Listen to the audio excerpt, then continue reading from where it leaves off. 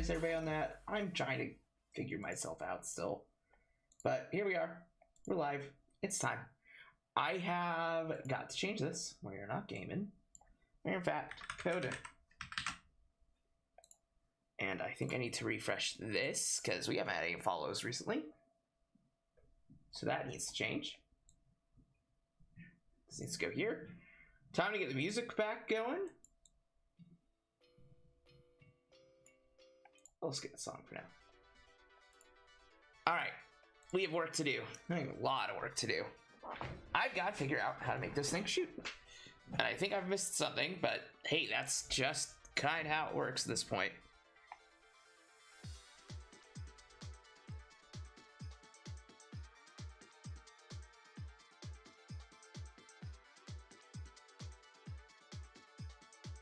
So, if variable,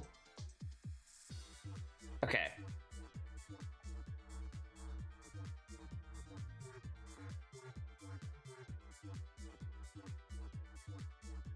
Want to do a key pressed? Yeah.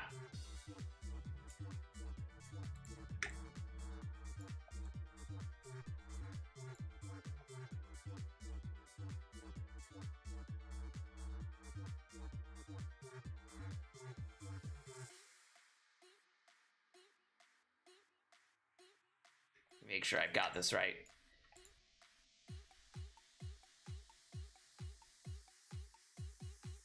We're gonna name the variable. Can I rename this? I'm just renaming it. Can't rename it. Why can't I rename it?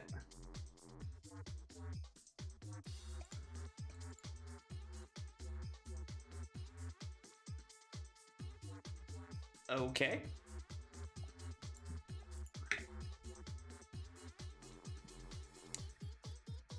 Shoot that. Okay. And then I need an alarm. So what's going on right now? What I'm trying to do is we've got the ship. We can move the ship on screen. That's great. But the problem is it doesn't shoot. And we've got to get it to shoot things. So we've got some fake bullets that we're going to shoot for now. And so I've just got to figure that out. Once I figure that out, well, we're gaming.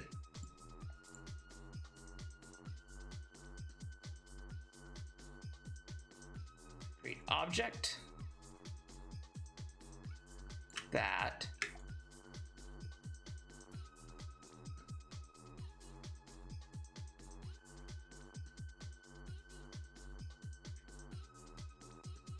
Sets a variable to true. Let's get the preview on this.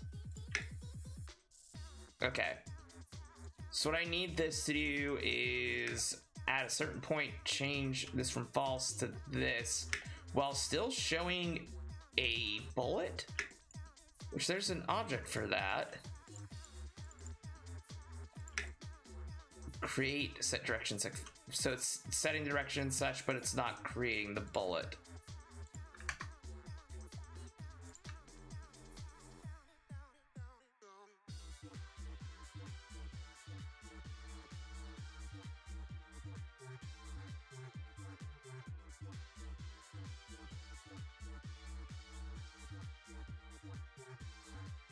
Its direction and speed. Okay.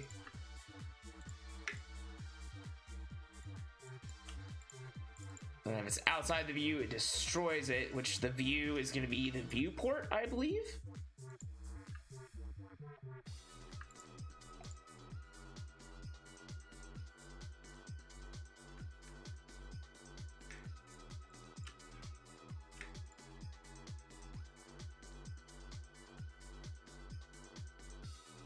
Yeah, it's gonna just destroy it outside view.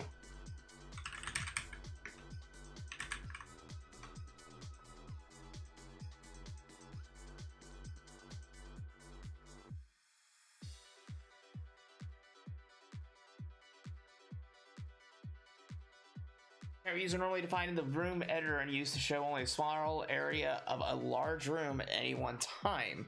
This event category is two separate subcategories outside view and intersect boundary.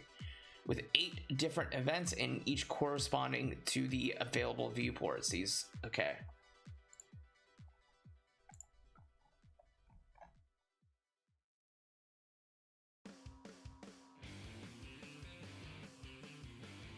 So that should be correct.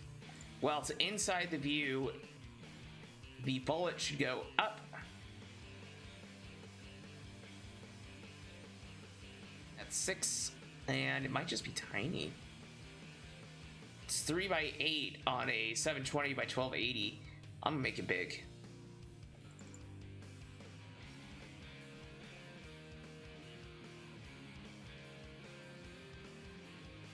We're making the bullet like 300. We're just gonna make sure it's showing up, so it's gonna be 300 by 300. Yeah.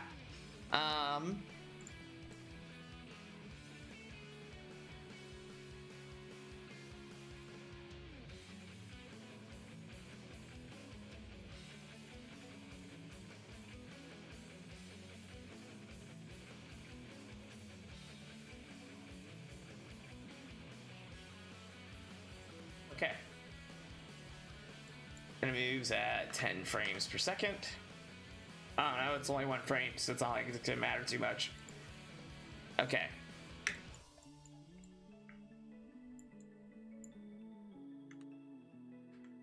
We're gonna make it big. Like, what else can I do? Oh, there it is. It's taking a while. Because there's no alarm to say go back to shoot.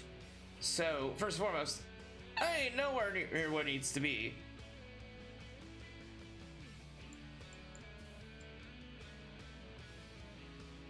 Relative?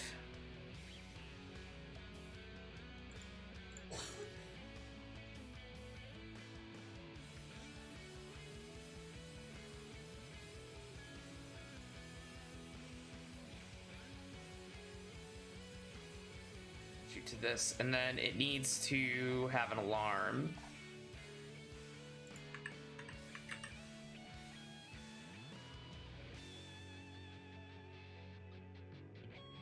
Alarm 0, 4, 5. I don't think that's how it's supposed to go, but we're gonna see.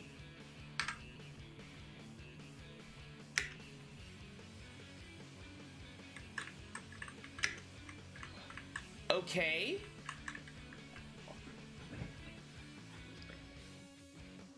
It's shooting.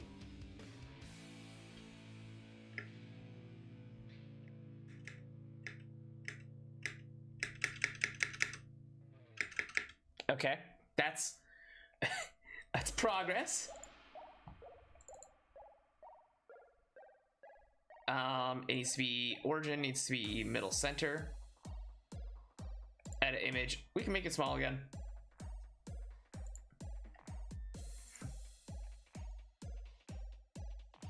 Make it 50 by 50.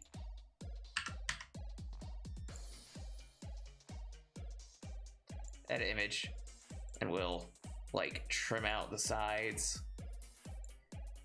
Ooh, no, not what I wanted to do there.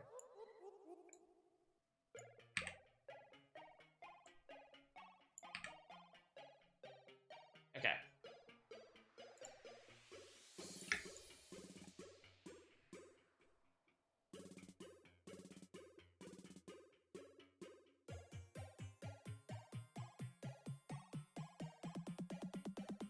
Target. Object bullet at X plus 0, Y plus 0.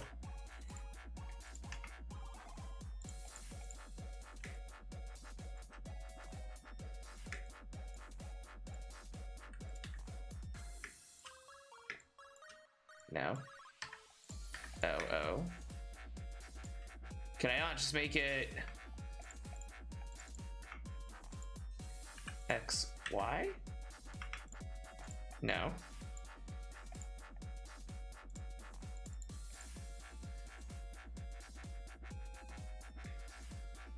X plus X plus, no, I don't want that.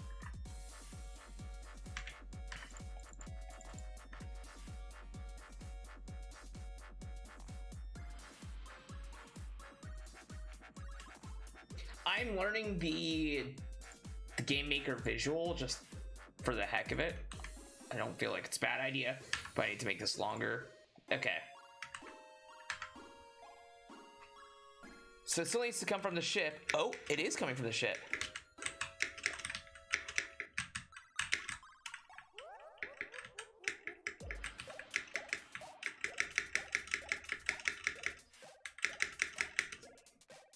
Oh, the ship shoots. Oh.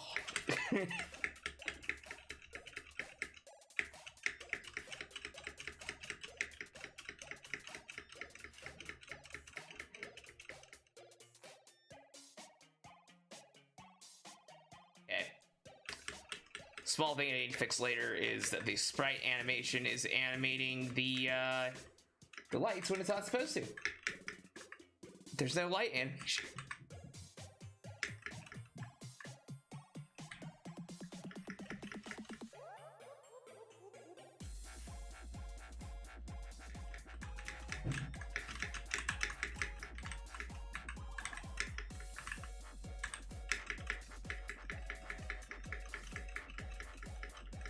But for what it's worth, we have a ship shooting on screen.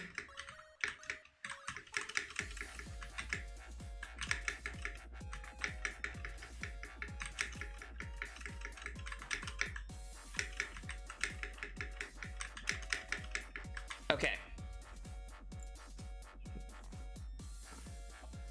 So that's working. I need to set... Actually, I'm gonna just edit this one more time. So what we're gonna do,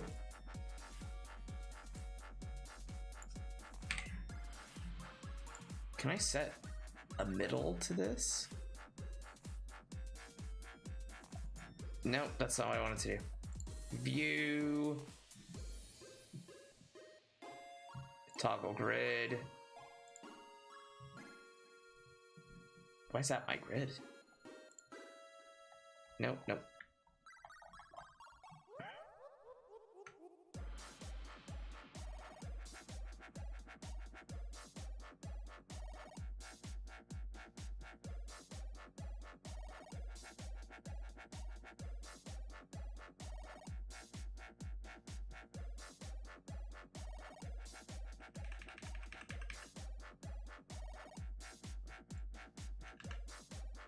Oh well, I'm just gonna do this.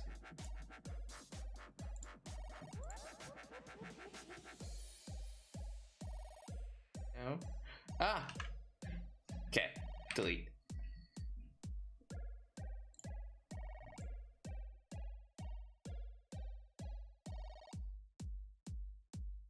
Okay, and then we're gonna move, copy this over to here.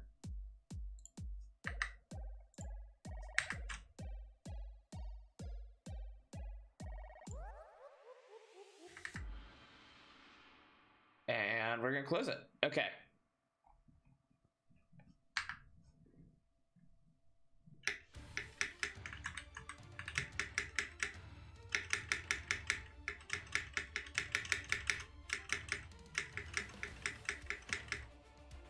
Okay.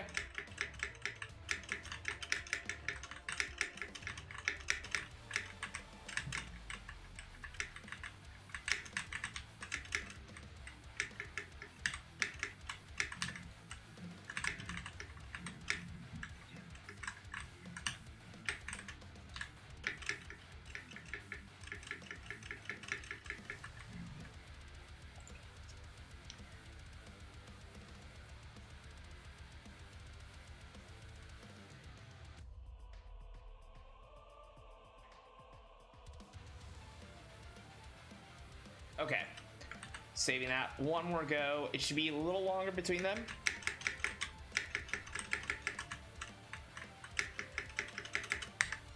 Okay. If I set this to 0, I'm just seeing how this works right now.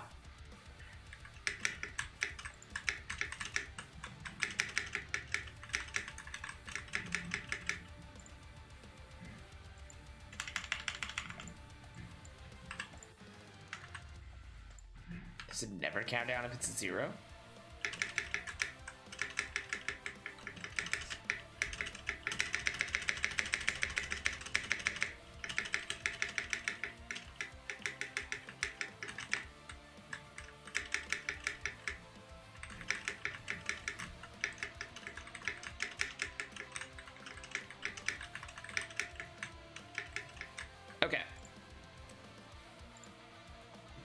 defensive key pressed. We do that. Okay, object bullet. Cool, cool, cool. Let's set it to something ridiculous, like 100.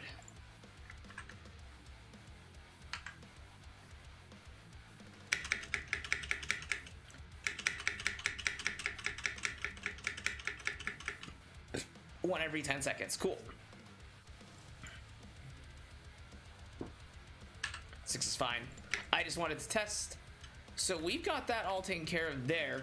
Next thing is to have a bullet, when it impacts an enemy object, it destroys it. With 2 factors, I think I need to make it so object bullet, and we're gonna call this bullet 1.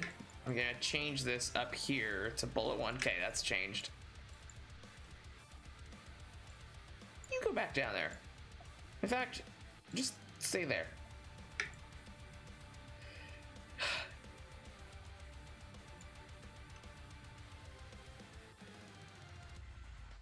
I could assign a variable.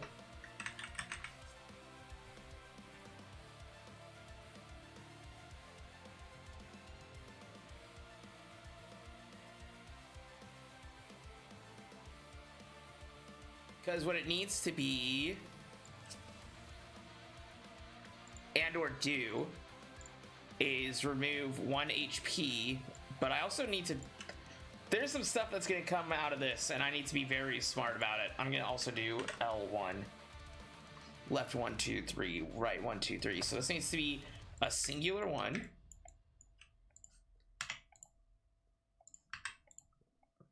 going to edit this image.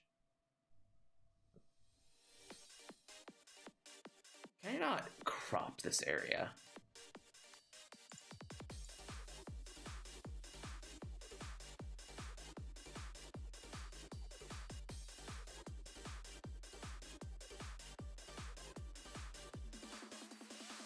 Or make this thin.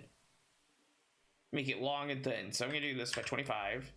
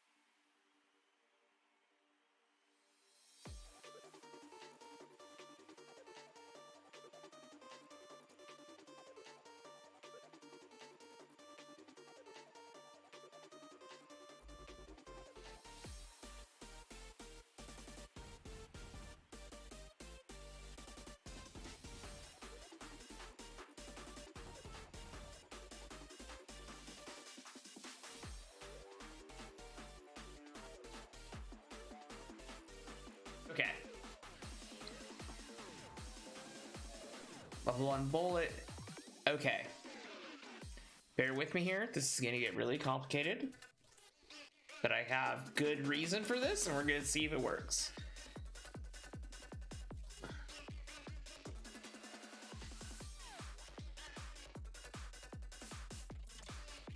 I'd like to duplicate this later. And we're going to call it R1.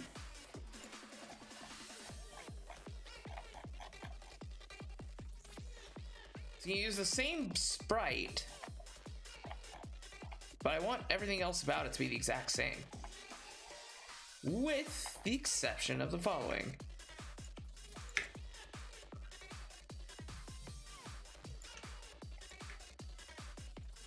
This needs to be over -2 and over 2.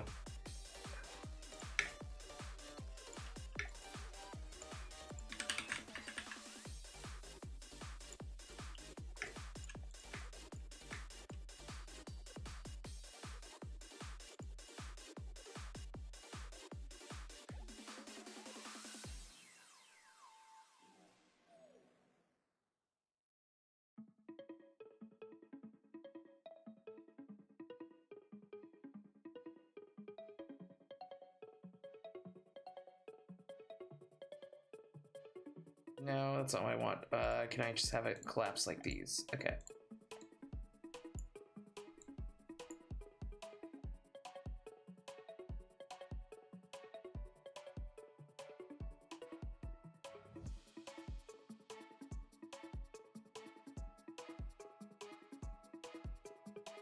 Create object bullet R1.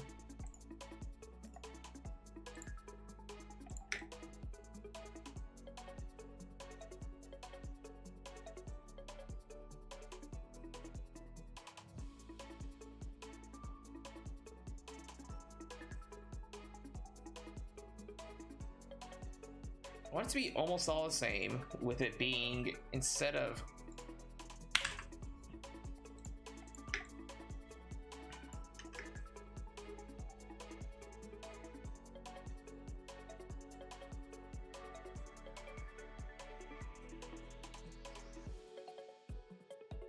okay.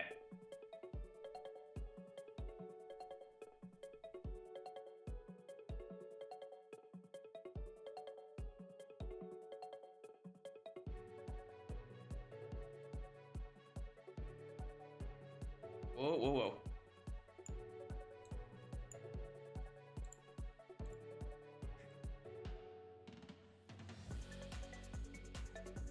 So then copy, paste to that. Yeah, okay. Same thing. Copy, paste.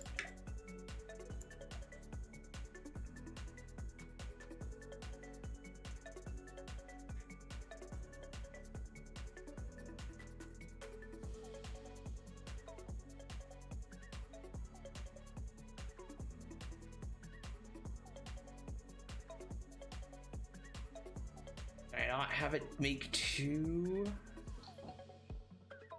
unique objects being fired off at the same time from this.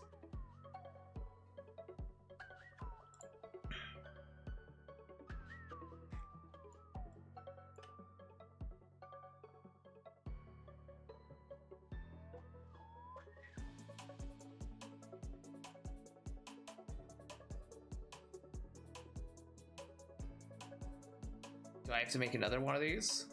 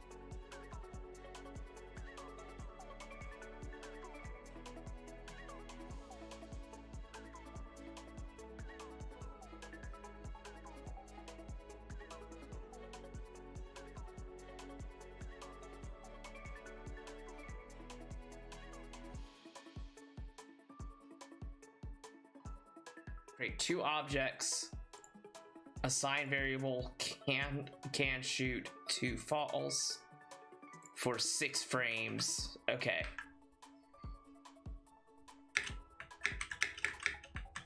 It's not shooting 2 different variables. We're gonna set this to like 10 and 10. It's only doing it, or not 2 different variables, 2 different objects. It's just doing it all in the same spot. It was only 2 pixels out. It's hard to tell.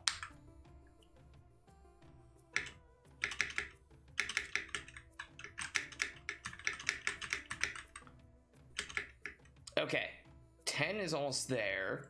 It's gonna be like 15.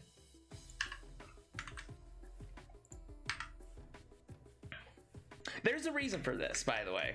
Yep, okay.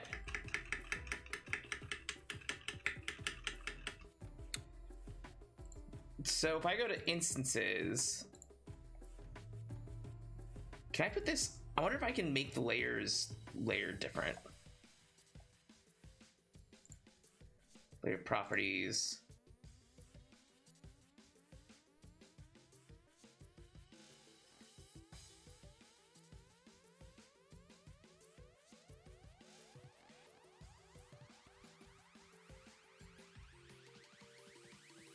At the very least right now, what we have going for ourselves is the following. Oh, sprite 1 needs to be fatty.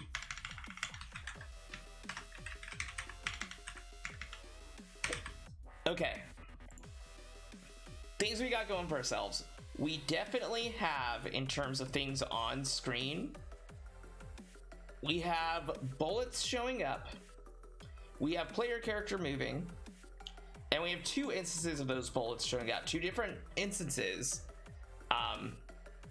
The reason for that will be if one hits a target and the other doesn't, the other one should keep flying until it hits something.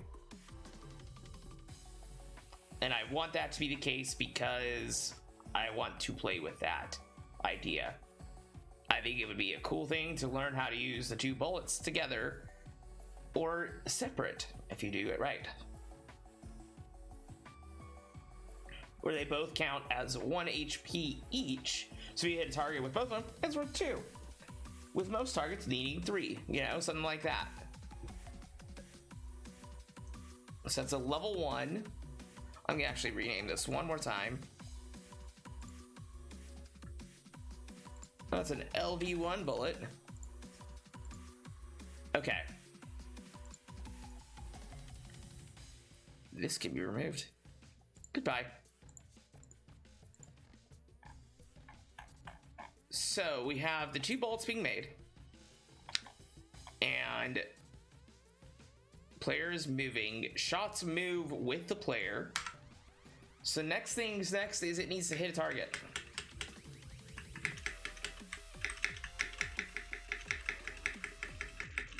I also wish I could bring these more close, you know?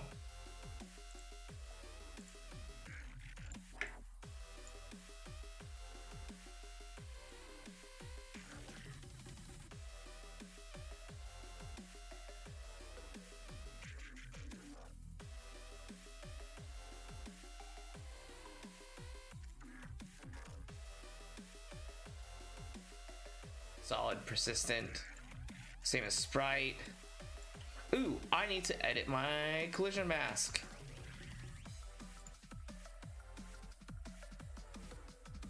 And I can just do precise. Hey, what's up, Mr. Chaos? It's been a long time. How you doing?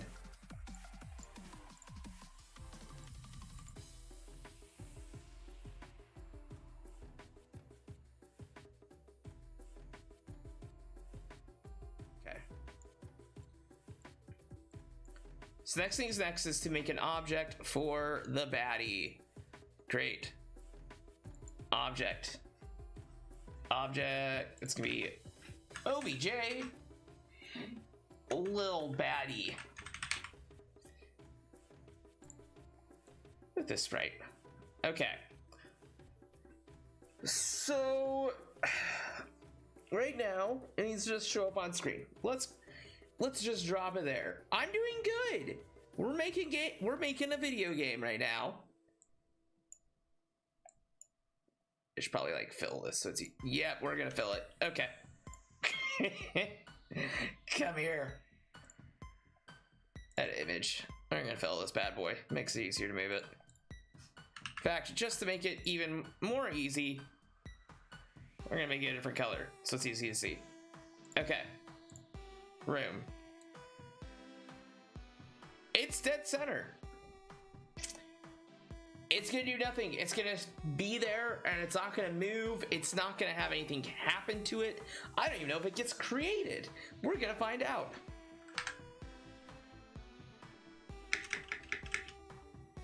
What do you know? There's a box on screen. It's created. I can fly around it and my shots go below it.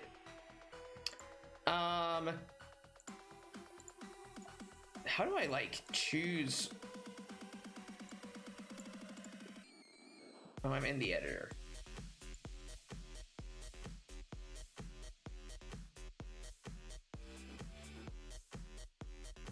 How do I choose which is on top and which is on bottom? Because I feel like that's gonna matter.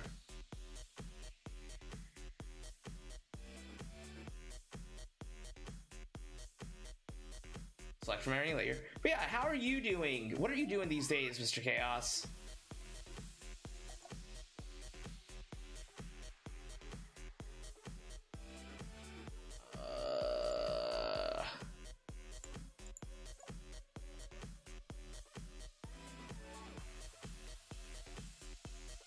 Properties, depth.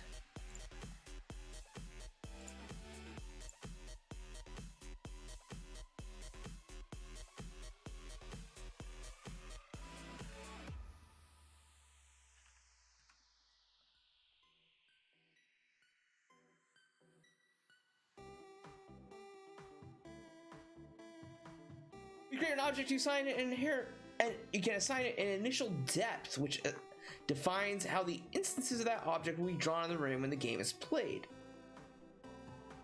Line includes weight. I hear you. It's not. It's something that's definitely in the front of my mind. When you modify the depth variable in the Game Maker manages the layer, the built-in layer variable will return -1 and not the layer ID, since managed layers cannot be manipulated through code. The lower the depth, the closer to the camera. Oh. Okay. How to set depth?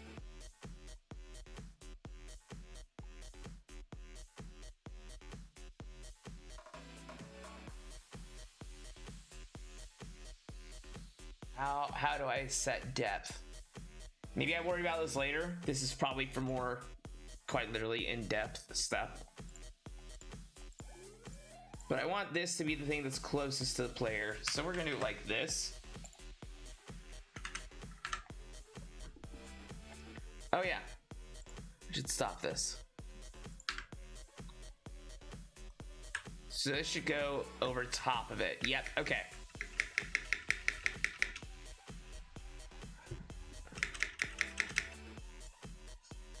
So when I create this, can I create its... Okay. One step at a time. I've got to go one step at a time. I'm thinking about too many things. Next thing. Bullet needs to hit ship. Bullet that hits ship disappears. Bolt and ship disappears too. There's the next like few things we have to make work. Then we start having multiple enemies, and we're gonna have multiple enemies on screen. Then we're gonna have enemies that are gonna move on their own.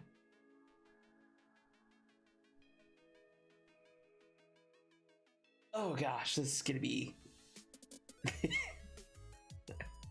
We're learning.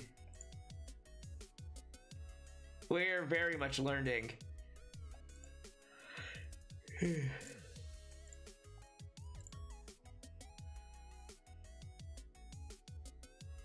Yeah, good on you for trying to lose weight. I'm trying to, how do I put this? Wave my fist at the system by being my own boss for a while. And that's not just counting streaming. I do want to get into game dev, and I think I might just have to be an indie dev.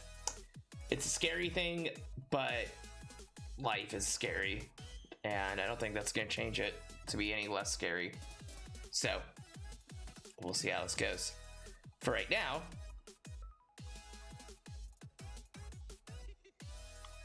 I've just got to figure this out. Let's go to the workspace. Let's go to our baddie. I can close these. Can I collapse all this space? Windows. Layout. Reset layout? No.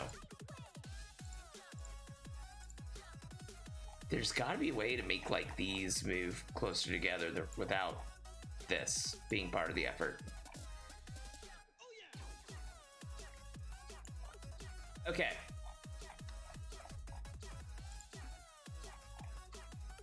Let me get my asteroids thing out. So creating collisions, because these are collision events.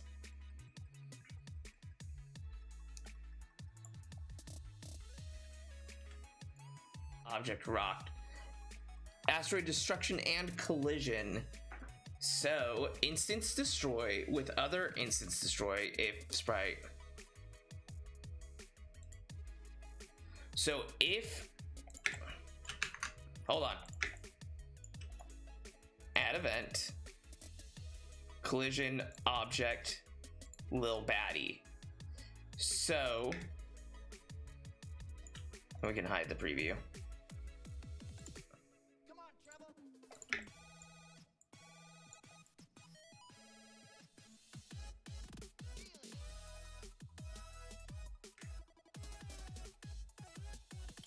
If the bullet collides with other, which other is this? How does it decide that that's other?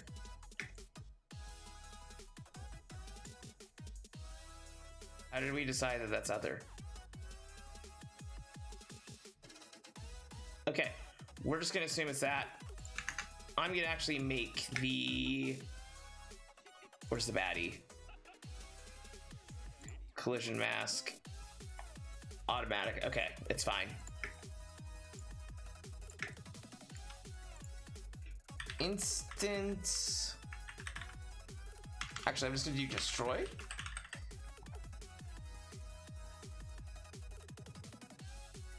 Okay, instance destroy. So that's part one. Part two.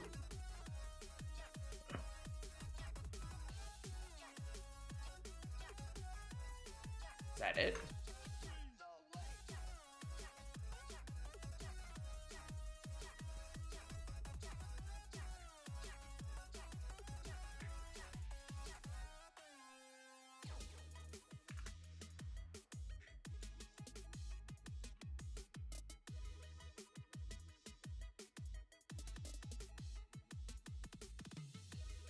Can I set a variable to make, like, give it HP? How do I do that? How do I give it HP?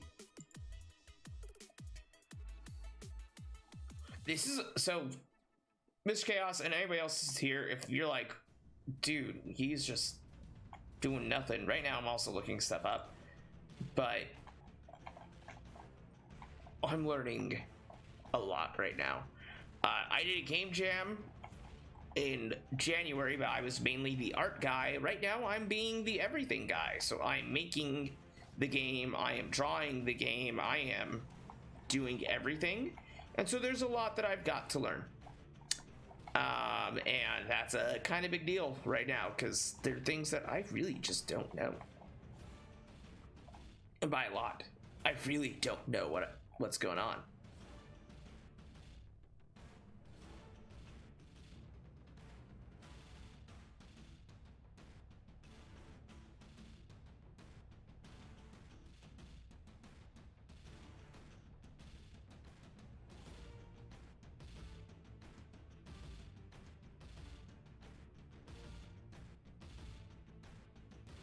the right instance. So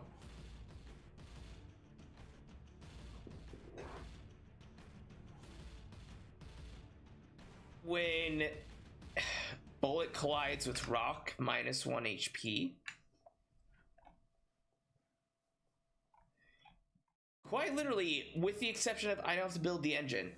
This is the engine. These are the tools to build it. I just gotta learn how each of these things interact. So I'm not gonna judge. I appreciate it. I'm just figuring this out. I think object game needs to create a global variable.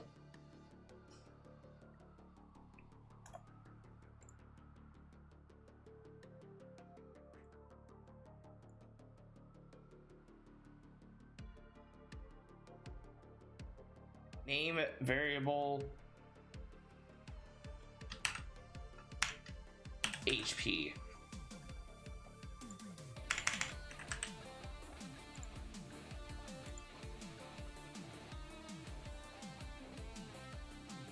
Value for it all is 0.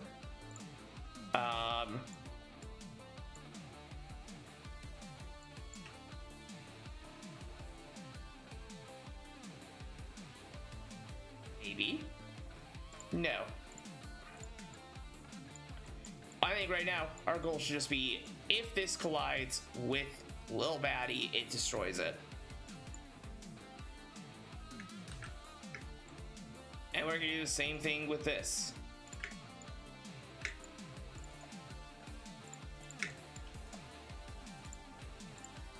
Okay.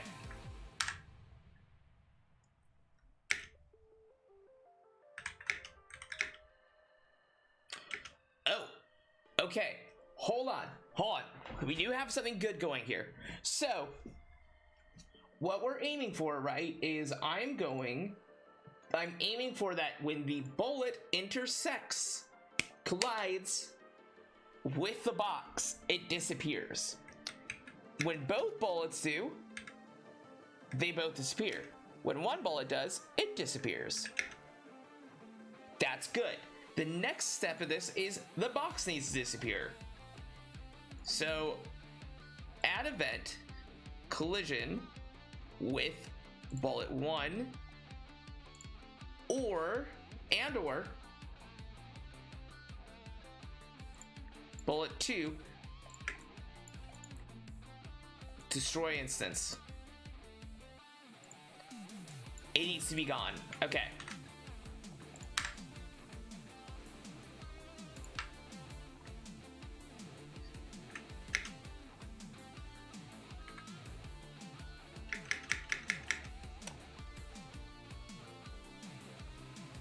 Guys, we have a video game. The only problem is that's the end of the game. Good job. Well done, everybody. I'm so proud of you. You should be very proud of yourselves and all you've done. We have made a video game. Project Zero's done. Toodaloo. But I kid. There's more to do. Like making the sprite not look like crap, which I think I'm gonna be hard pressed on.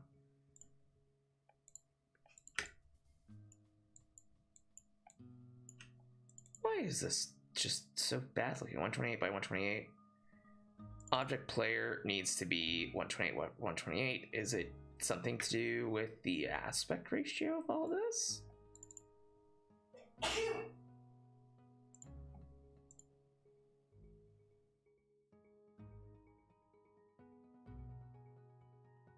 There was much rejoicing. Here's the thing, that this is the start, right? This is where it's all gonna begin. Is shoot bullet, enemy ship dies. We have the main basics of this done. The next things on the list are gonna be, I need to set values for things. I need to set objects to move. Honestly, what I should probably do for right now is just figure out how to get this to move. And I don't know how to do that. And I wonder, I think this is where I need to look at path editor. At some point while creating your games, you may need to need one of your instances to follow a path through a level. Now, this can be done in code by simply creating an array of positions within the room and then having an instance move between them. But that can be a chore to set up and is difficult to change. Test, adapt, and adapt for different instances. For this reason, GameMaker has path resources and a dedicated path editor. The basic idea is rather simple. You can define a path by drawing it in the path editor. Then you can place an action or code in the creation event of an object to tell the instance to follow that particular path. You can also set the speed to follow the path, and a number of other actions relating to the position and orientation of the path within the room. When you first created a path resource, the path editor will open with the other following options. Okay. So, create path.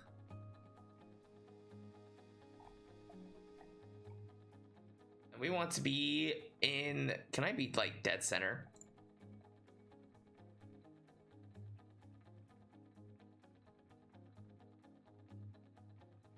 No, I don't want to shift the path.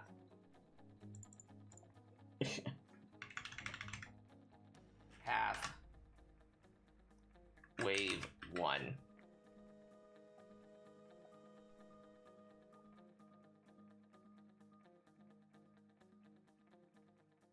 I don't know what I just did and I didn't like it.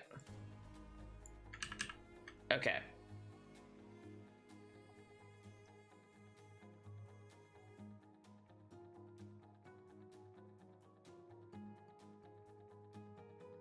There we go. I guess what we're gonna do is just gonna do a... We're just gonna put a point here, then point here. Okay.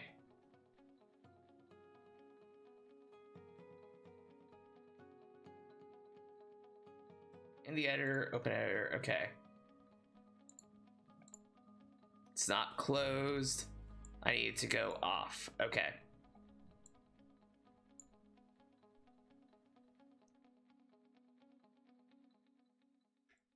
And I need this to go very off.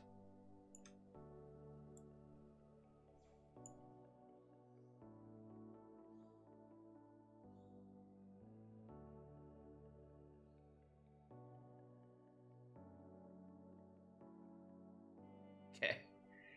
How do I put an object on it? Hold on.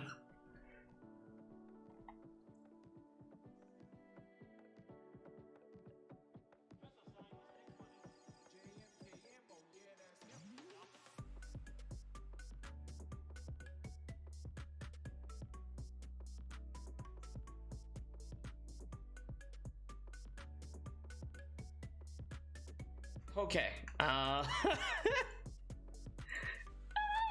This is new. I don't know what I'm doing. Am I in the wrong thing? No. Okay. I was like, hold on. I don't recognize this.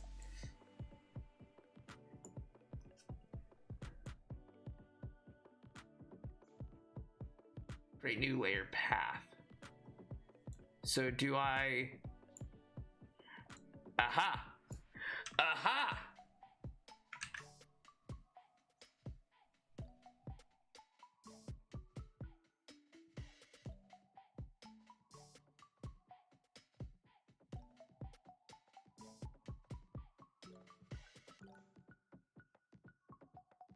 How do I move it?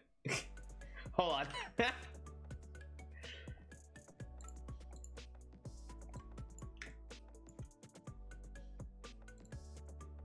No. I don't want, no.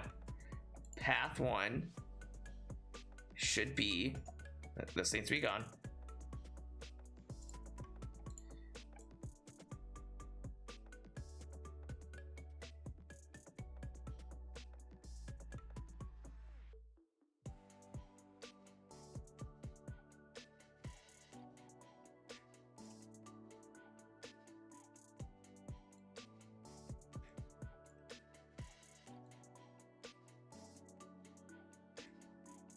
no.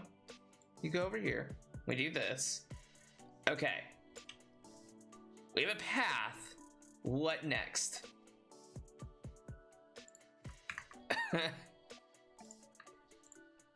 No. Hold on. Object little baddie needs to go on. Can I not set it to go on the path? No, I can't. How do I set it to go on a path? I wonder if I'm gonna have to...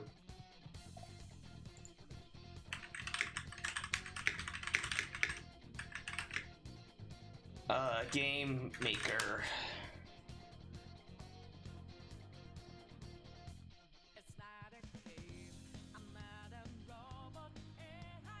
I make all objects follow a set path.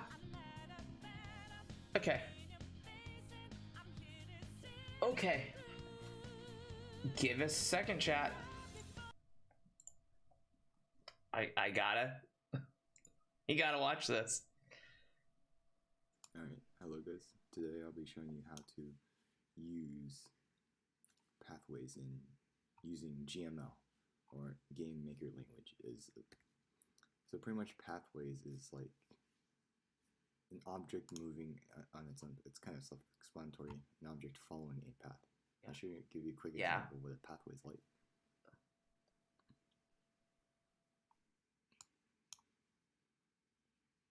So here we have an asteroid, and it's just moving around, following a path that I've set to it. Now, I'll show you how to do that. So first, let's get rid of this. Go into Dude, why is your mouse so loud? Resources, paths. So I already have a few paths from my other game I'm currently working on. So I'll create a new path. Path _5 is what I'll call this mic is killing me. And now here is the path. So I can set points, and it'll follow the points, but it has coordinates, and you don't really know where that corresponds to your room. So what you can do is create new path layer, select path. In my case, I just use path 5, and now I can set it so. Ad starts in a minute. I'll be back. We'll keep going with this. I'm sorry, chat. We'll be back in 3 minutes. Enjoy the music. If you don't want to see the ads, feel free to subscribe or get Twitch Prime. Not Twitch Prime, Twitch Turbo, either way, fine by me. But if you want to support the stream, watch the ads. Please support us. I'm not trying to be super desperate. I'm really bad at sailing myself. So yeah, do what you wish. We'll be back in 3 minutes. Thanks for being here. We'll see you in a bit.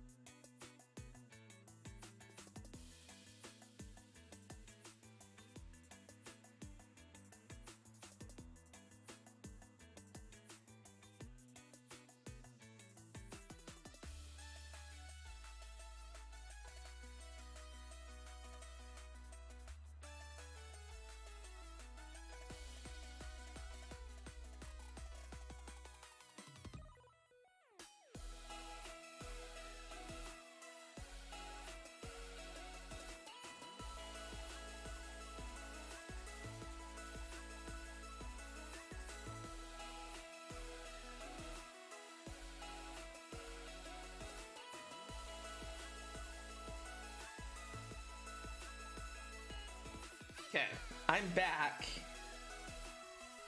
So let's continue. I gotta pause the music again. Sorry, everybody. So sorry. Just absolutely devastated to have to pause that. Anyways. Go here, and it'll go here afterwards, then it'll go here. And you can kind of do whatever you want.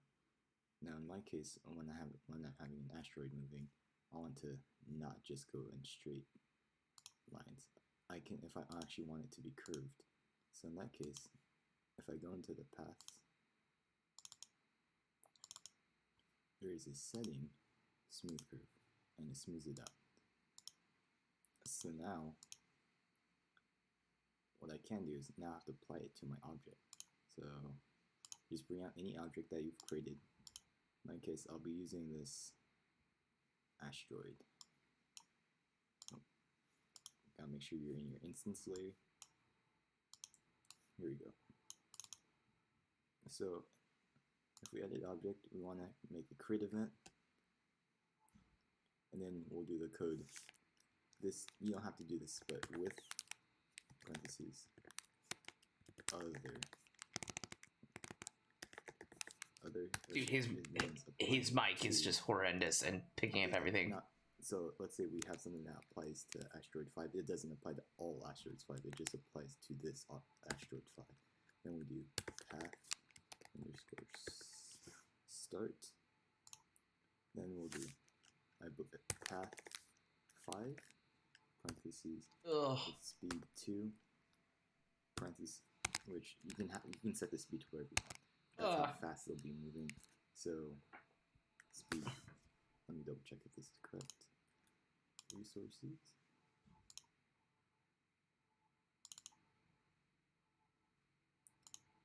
Which one? Start following path. Oh, cool. Hey, that's what I need to see in essence.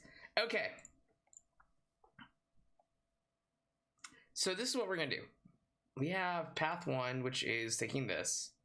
I can no, stop it.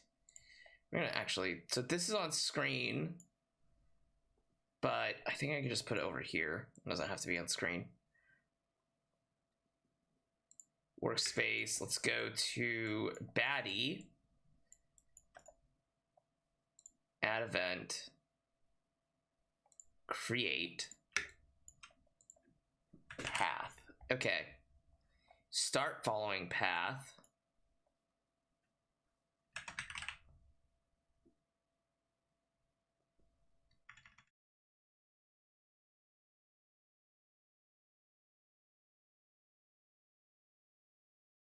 Path wave 1. Move it speed 3. Now, nothing else is going to happen, hopefully. It's just going to follow that path. And we'll see.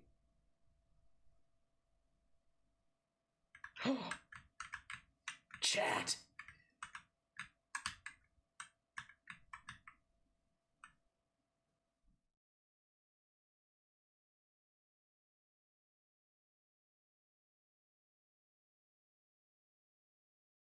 Okay.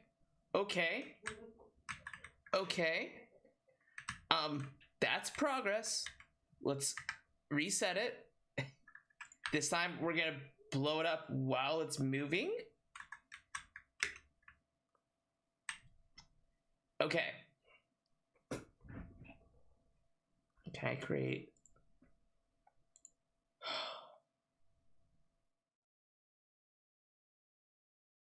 Path.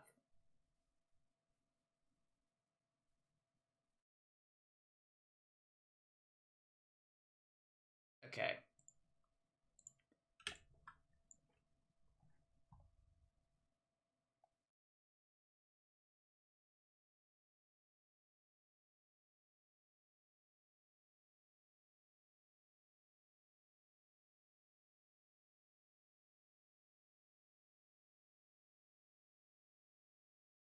I know I'm sitting here in silence. I'll go ahead and resume the music.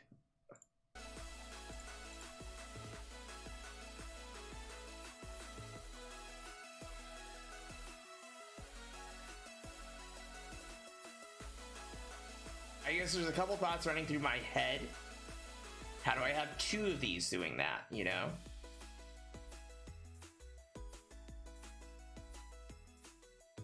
do I get them to go in delayed order?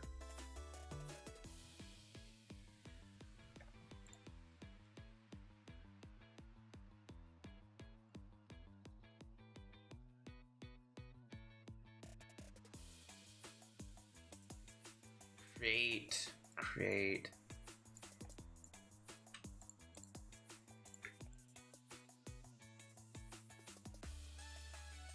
Sign variable. Okay, alarm 0. Okay. What if...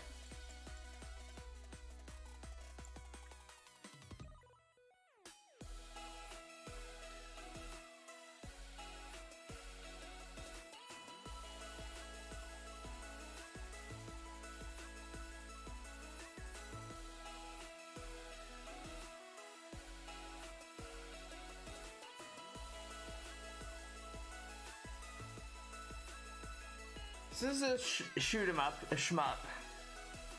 We want at times, you know, multiple of like a repeating enemy type to show up on screen then leave. We also want during that section maybe some of them to fire or not fire. I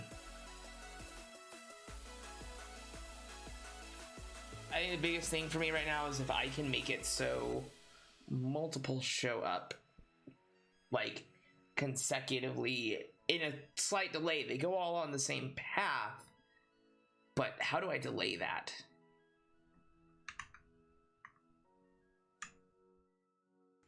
With other path start, path 2, so in this case is following it with speed 4, and you want to do the path action, which I'll go over very briefly.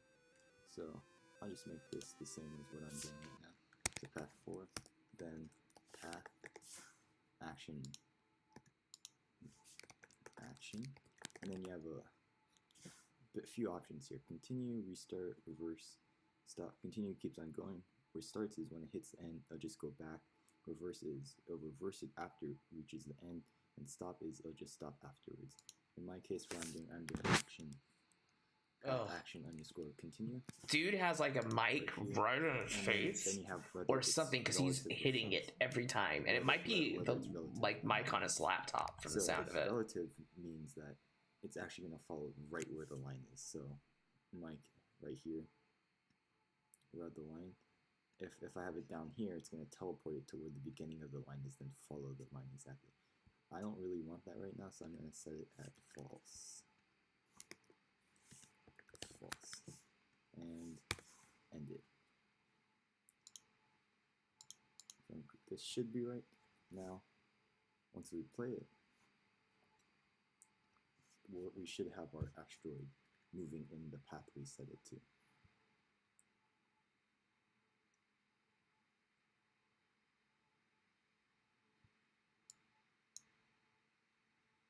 Yeah, so here we have our path, asteroid moving its path. Obviously, it's going off screen because it's not relative, so it's following the path, and it's going off screen in order to do that. So that's how you create paths in GameMaker Studio. It's not that easy, and well, it's pretty easy. Okay. I'm gonna go here. Enemies, stats, scripts. Let's do this. Okay. As I promised, let's go ahead and fight this bad guy, huh? Let's create a bad guy to fight. Evil Mastermind. Oh, enemy. Scourge of the Universe. Needs to be dealt with. Look at that evil face. Oh my goodness. Alright. So let's give him variables. We're going to say he's got 4 hit points. And yeah, that's all we need to do for right now, actually. So the bullet is what's going to reduce hit points of the enemy, right? Oh, this is continuous something I wasn't thinking. I didn't think I needed to be taught. Speed is 6, direction is 0. It destroys itself when it goes out of the room. Now we need to add an event that says collision with enemy.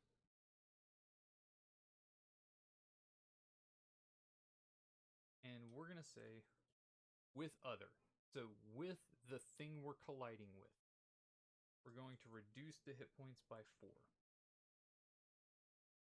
And then we're going to destroy the bullet. Otherwise, it just tears through everything. Let's say, whoops, I forgot to add what happens to it. There we go. So with the thing it's colliding with, its hit points will be reduced by 4. Whoa, just change that to 1. 4 is too powerful. It's got 4 hit points. So if we shoot it now, nothing would happen. Its hit points would dip way down into the negative because we don't have anything telling it to happen. We're not telling it what to do when it runs out of hit points. So now we're gonna set up a condition. If If HP hit points are less than or equal to 0, it should be an instance destroy. Yeah. Destroy. We have to do less than or equal to, because if if our bullet did 5 damage, what if we power up our ship later and our bullets do more damage than it even has hit points? Without saying, like, if we just said if hit points equal 0, then its hit points could go way into the negative and it would It'll never stay. die because Yeah. this condition wouldn't be met. So we gotta say if hit points are less than or equal to 0, it's going to die. So let's add some bad guys to the ring.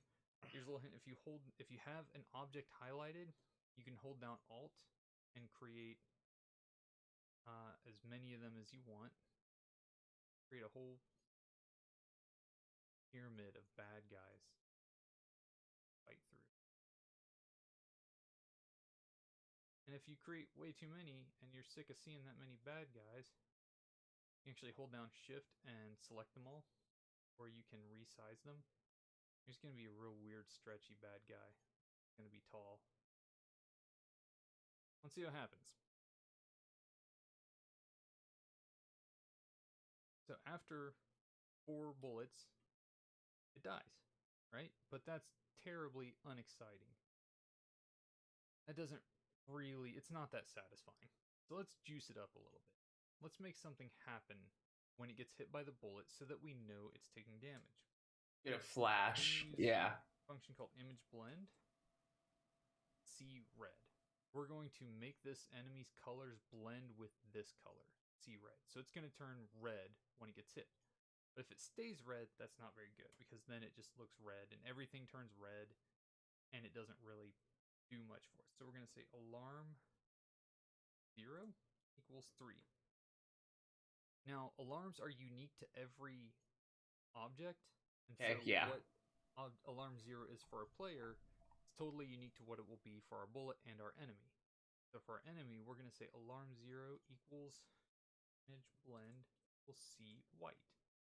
C white will return it back to its original color. So when it gets hit, it'll turn red.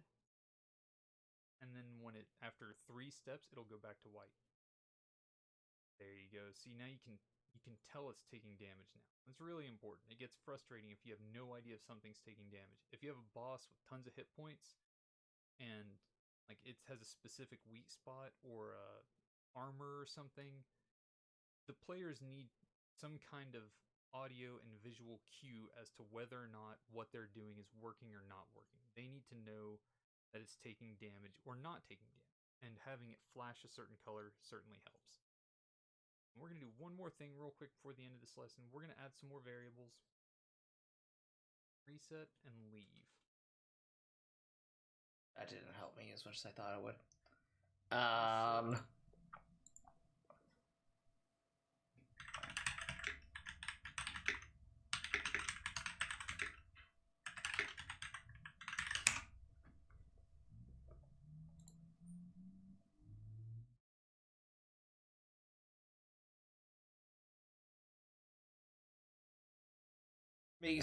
Same enemies spawn into groups with 4 of them in each group, and so they have a different path assigned for each group. In the future, I want to add much more paths to duplicating enemy and set path and create. That is not an option for me because I will end up with tons of duplicated enemy. Yes. Keep a variable that tells which group you're going to spawn, i.e. the first or second group, so on, and keep incrementing it as it groups as spawned. Path equals asset get index path enemy plus string.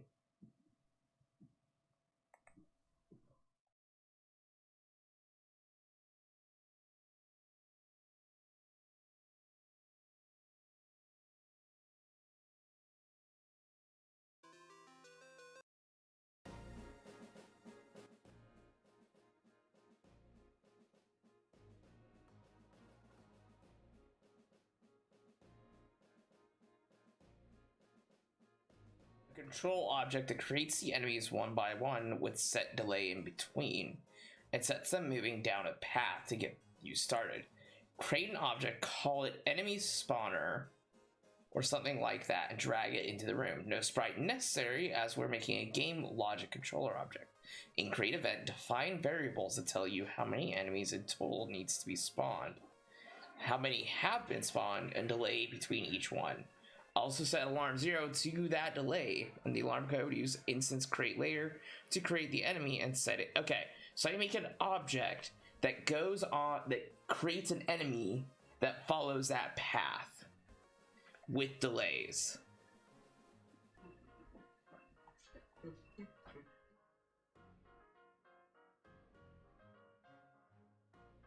Hello. Yeah, you've been sick? She's been sick. Her favorite thing is kisses, and it's the one thing that she will do when she's sick more often than not. And usually that would be bad for me.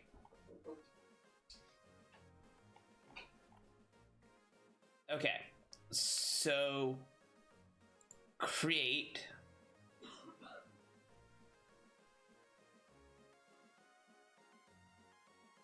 an object. OBJ wave 1 spawn.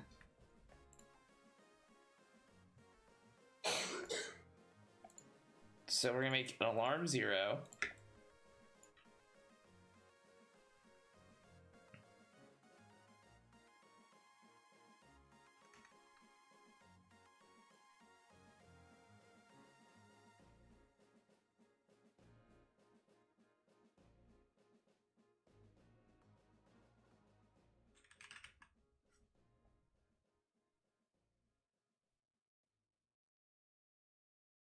Take stuff with her. She says that I am, admittedly, I will absolutely admit this, I'm the worst person to get sick.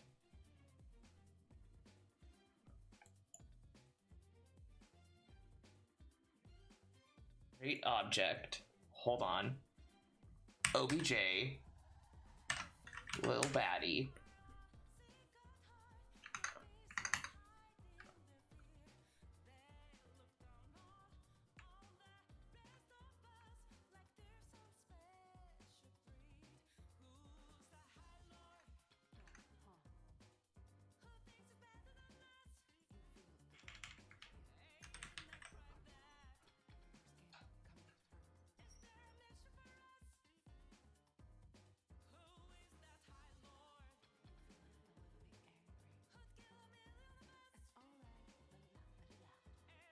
Okay, we're gonna do 5. Increment I plus 1. Oh, why is this turned down? Sorry, chat. I love this song. We're starting it over.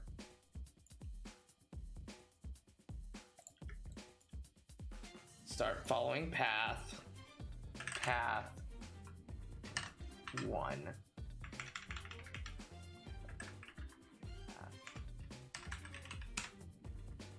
At speed 3.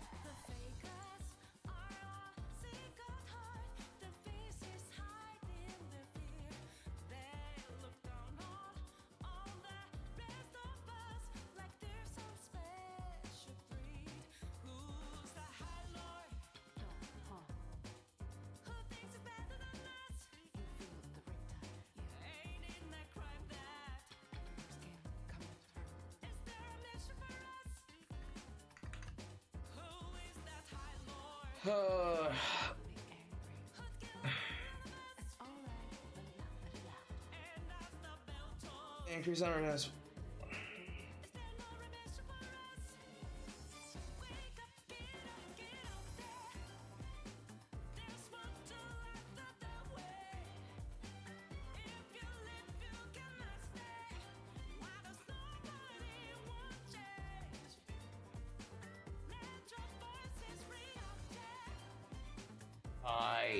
3.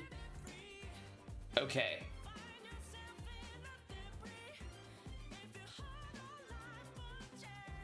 I can then remove this, right?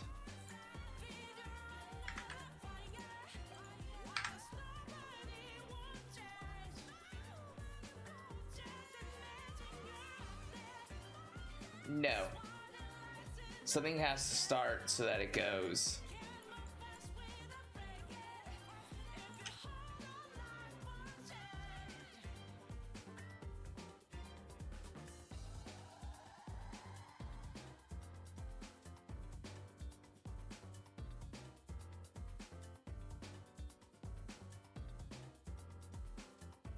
Okay. Talk this out with me, chat. So I need the enemy spawner to create a little baddie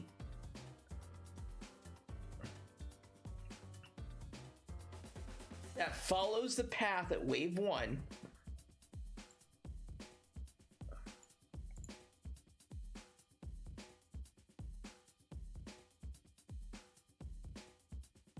Set it to condition I is less than 4. Yeah.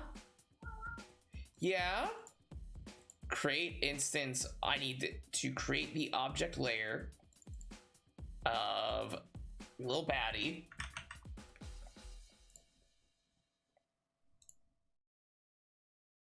That follows the path. Okay. And then it does the alarm countdown by 5. Well, actually, we just set it to 3, just so it's a shorter amount.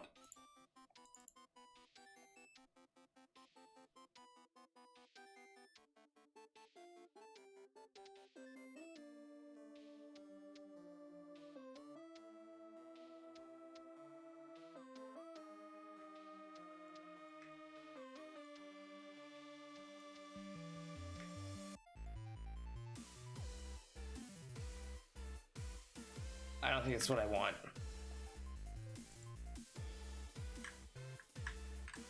No.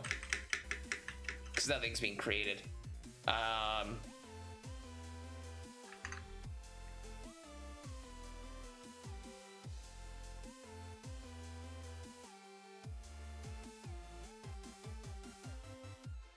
Create variables to tell you how many enemies in total need to be spawned.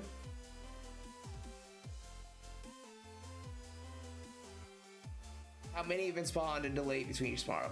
Also set.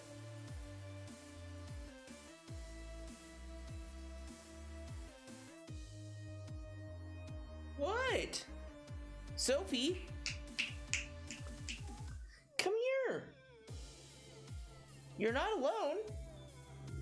See? Seriously, kitty. I'm trying to work here. Sorry somebody's not snuggling you like 90 hours a day, because it's apparently how much we need to snuggle you. Hey, no. Come here. You silly cat.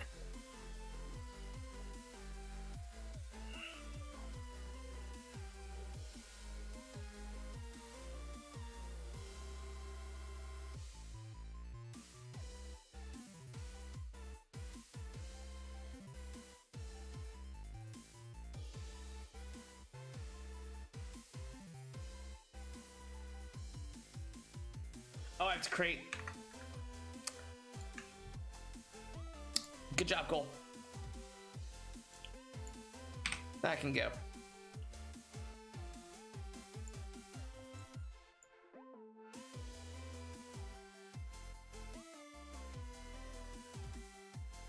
It doesn't do anything if it's not being created. Okay. Path argument.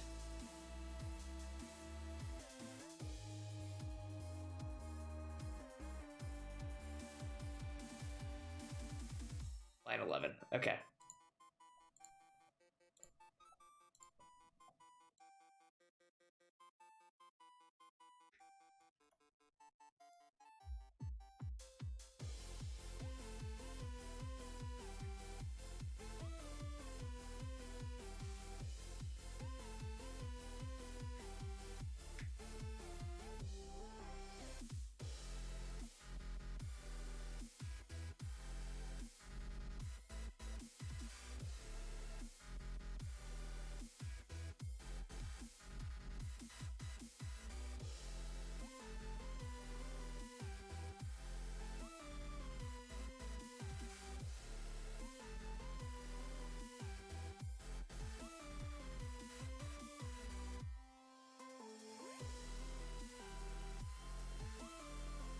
another object, a control object that creates the enemies one by one with set delay in between them. So it's dragged into the room. To get started creating an object called something dragged into the room, no sprite necessary, as it is a game logic runner object. In create event, define variables that tell you how many enemies in total need to be spawned. Yes, she'll literally be right back, you silly cat.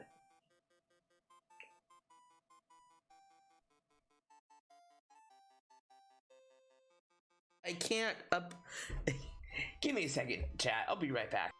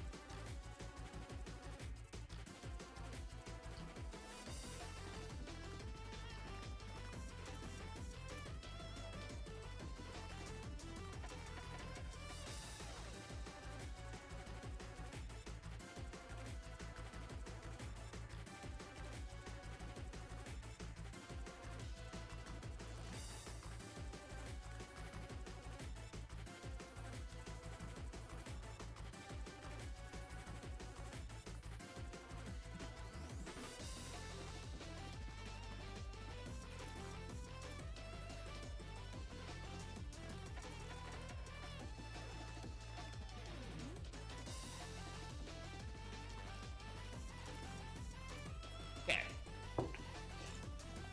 Kitty is wonderful. I love my cat.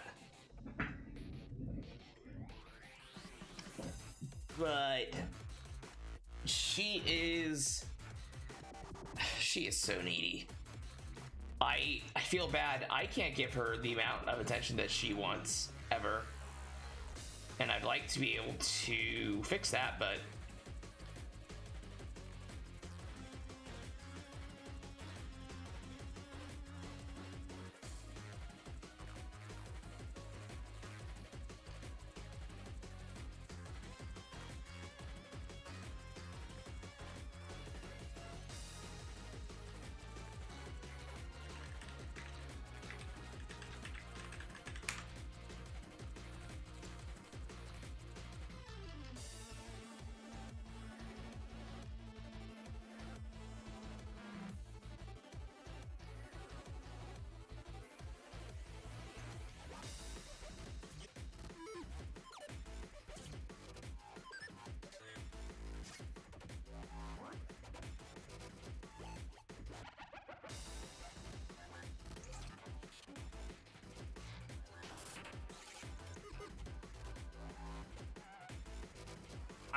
I'm stumped on all this, by the way.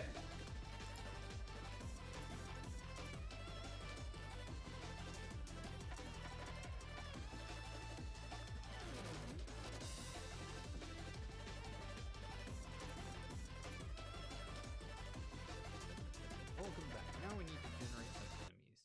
So let's go to our enemy. Actually, you know what? We'll just do this in player hit. Object create something called an O spawner. We don't need a sprite, but we do need to remember to add it into the room. And you can't add something to a path layer, so it's got to be to one of these. Oops. Alright, we're going to add a create event, and we're just going to say alarm 0 equals random range. Remember that gives us a random number between two values. And we're going to do room speed times 0.5 and room speed times 3. Room speed automatically is whatever you set your game's frames per second to be. So it's going to be 60 this is automatically going to be 60 times 0.5, so it's going to be 30. And this is room speed times 3, so it's 60 times 3, it's 180. That's the room speed, so this way we just don't have to do the math. It's a little easier. So alarm 0 is going to be random range room speed times 0.5 and room speed times 0.3. Alarm 1 is going to be random, range room speed times 5 and room speed times 10. And then alarm 2.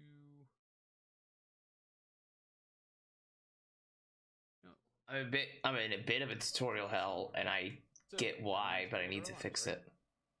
Alarm 0 is going to be instance create layer. Yeah. X, Y, enemies, O, enemy. Yeah. And this will create an enemy, and doesn't really matter where we create them because the enemy is always going to start a path. Normally we would create it off to the right or something, but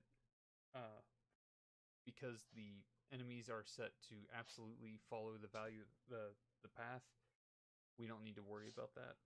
And then we just need to do alarm 0. You know what? Let's save some. Expedite this. Let's just copy and paste this. This will reset the alarm to what it was at the beginning. And then we need to create alarm 1. Go ahead and copy and paste this. We are going to do instance. Create layer room width plus 16. Because room width is going to be the furthest right part of the room, and then plus 16 means it's going to be 16 pixels off to the right of the edge of the room. This is going to create it off screen. Okay. Room height divided by 2, so it's going to be dead center. Instances. And then we're going to choose O power up or O spread. So it's going to pick one of these two things. Don't forget your closing parentheses. And then it's going to reset the alarm. So now that it is in the room, I did not mean to scale that. Weird. Okay, let's just give it a shot.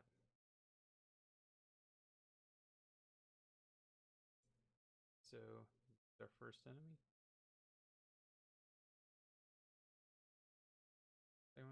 Okay, yeah, see, they're kind of flooding the room, and then now we've got power-ups coming in randomly. And already we're just way too powerful for the enemies. But they follow their paths. You can see they do what they're supposed to do. We can actually run into enemies. And I can't remember if I actually made a lesson about that yet. We'll just go over that real quickly in the next one. Actually, we'll just do it real quick right now.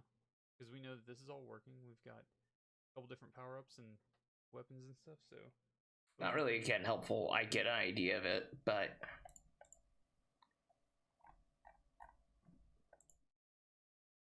Oh boy.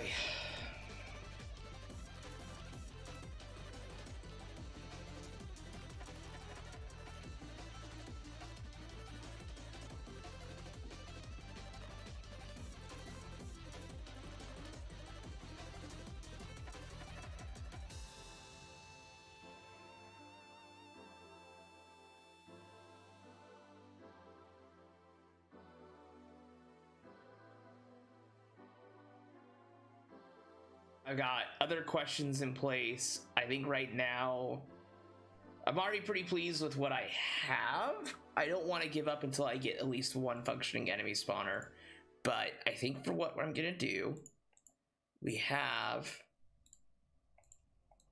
our baddie. And I'm pretty happy about that. Oh, yeah, right. We're gonna get rid of the object spawner. Okay.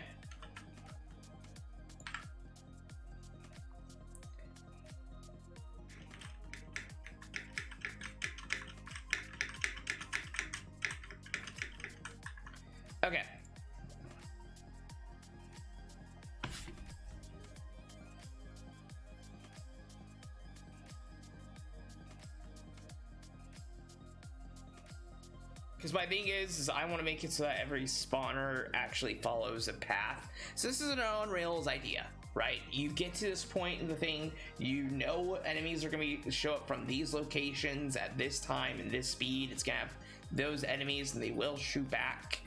Or like, you know when in the sequence they're going to start shooting back, stuff like that. But what I need more than anything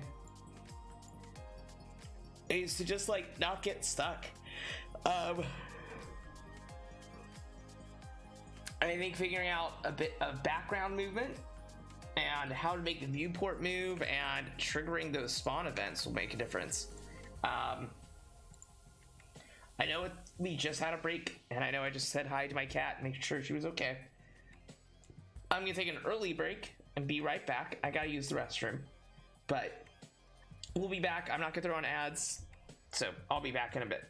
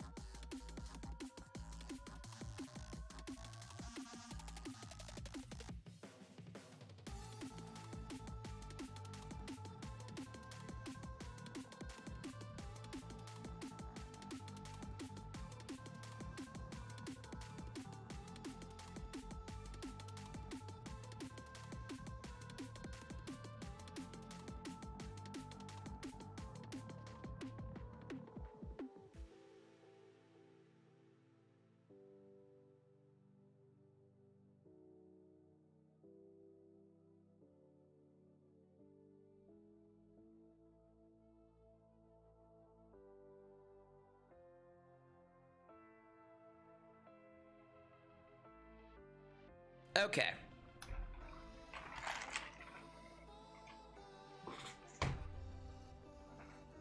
Chat, this is when things are gonna get crazy, and I'm aware of that, but I also have got to figure this out.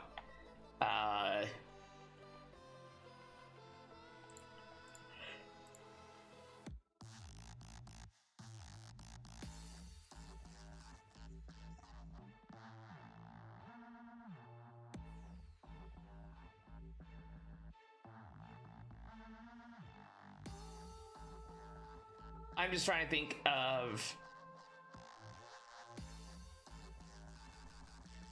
so many questions, and I don't really have much to bounce on and with people.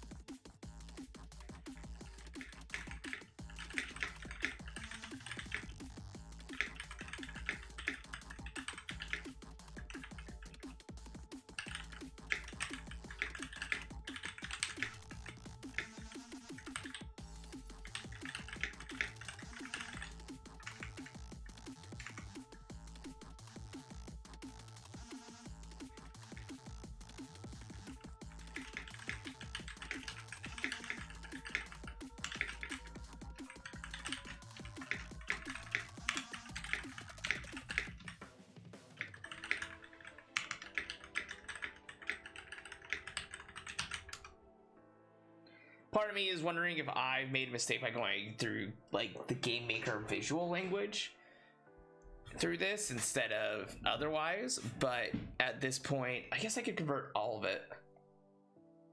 How do I convert it all? I know I had that up and I'd like to look at it one more time. One more time.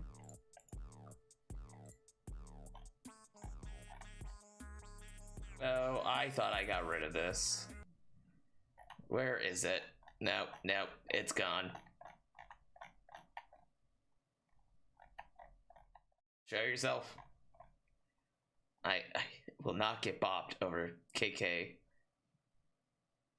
KK slider doing sicko mode. It just won't. It's not happening. There we go.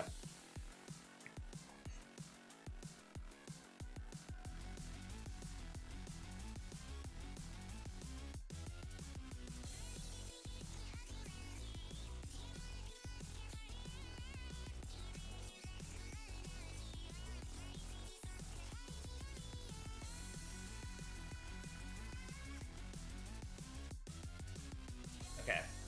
I think I might have to do it for all of them.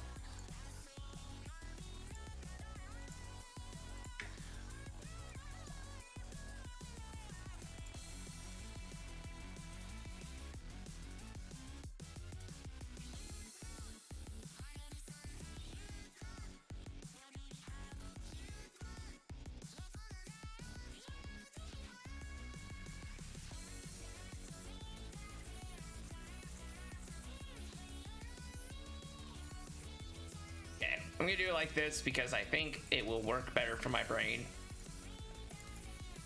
Yeah.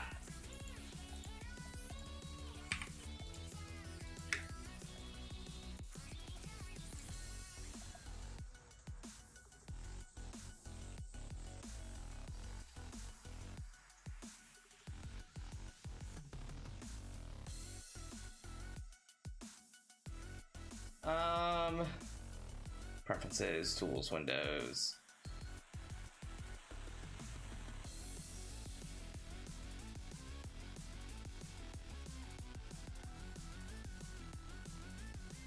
Convert. Object game doesn't have anything, but I'm gonna convert it anyway.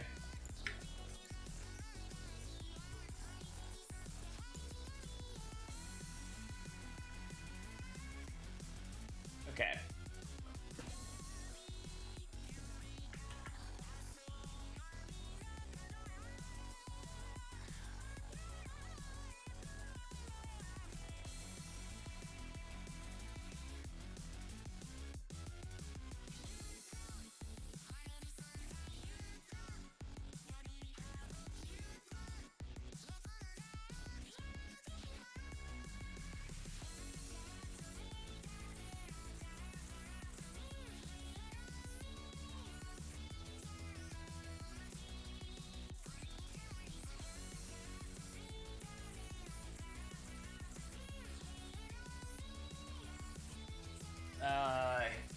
change settings in Game Maker.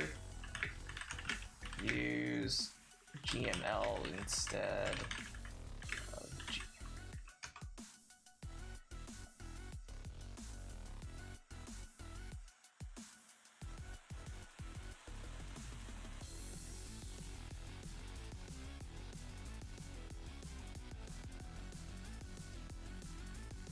Okay, so I just have to right click all of them every time I make a new one. That's fine.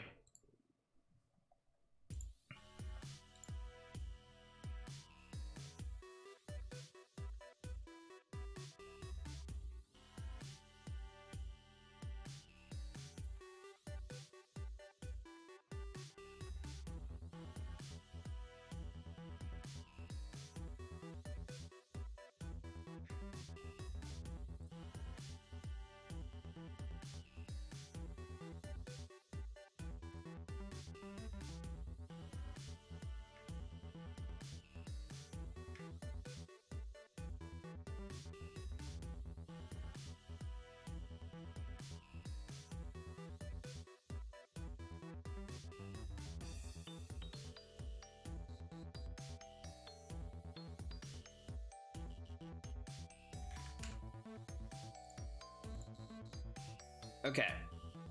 Let me go to object Lil Baddie.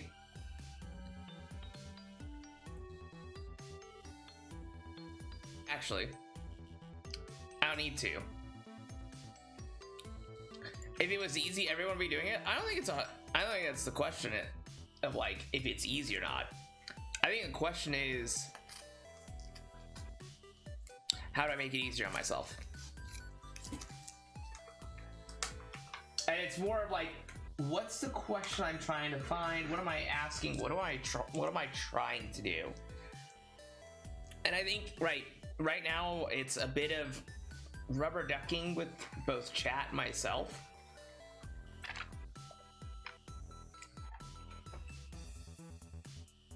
And maybe what I need to do, let's create an object. We'll still call this object enemy wave 1. And this is gonna be a spawner. So we're gonna create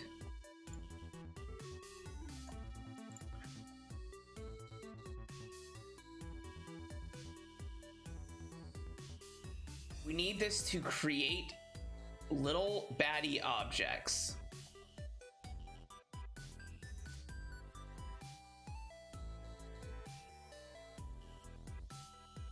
Right? That's the first thing we need to do. So instance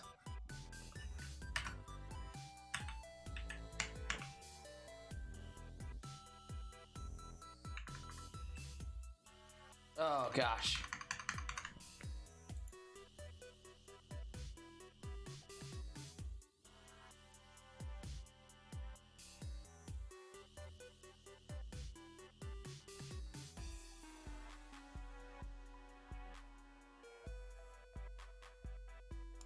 Hello guys. Whoa. Today I'll be Whoa, showing whoa, you whoa.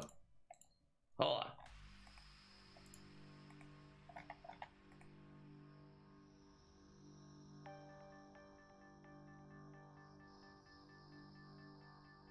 Is it's create layer? Okay. It's now or it's never, and I've got to make my decision. This time it could be my moment. Is this a mirage or just to fulfill my Create layer. mission? XY. Enemies.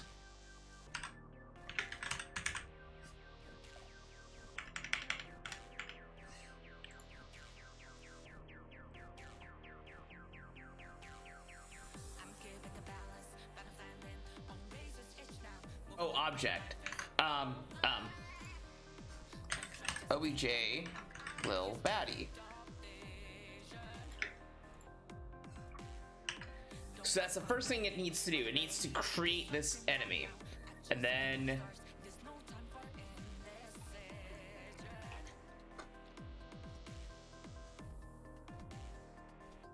I'm really breaking a dry leg. The last is in long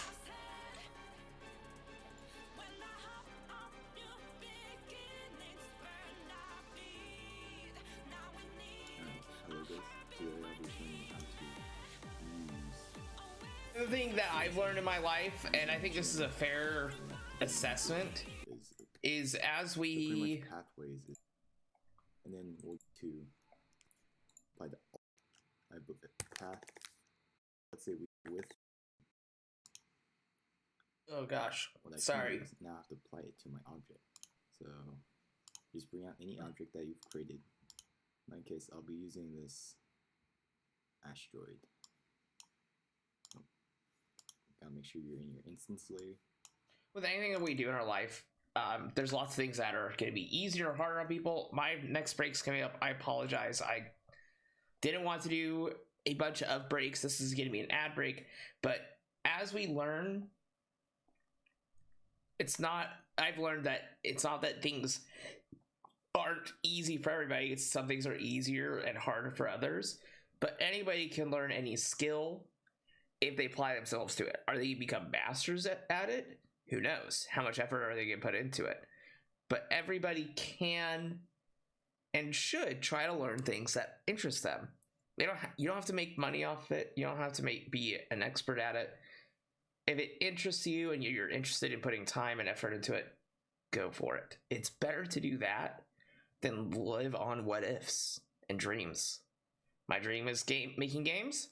I'm trying to do it, and it's not going to be easy, but I've chosen this path, and I'm going to quite literally grin and bear it. Anyways, we'll be back in 3. See you guys very shortly.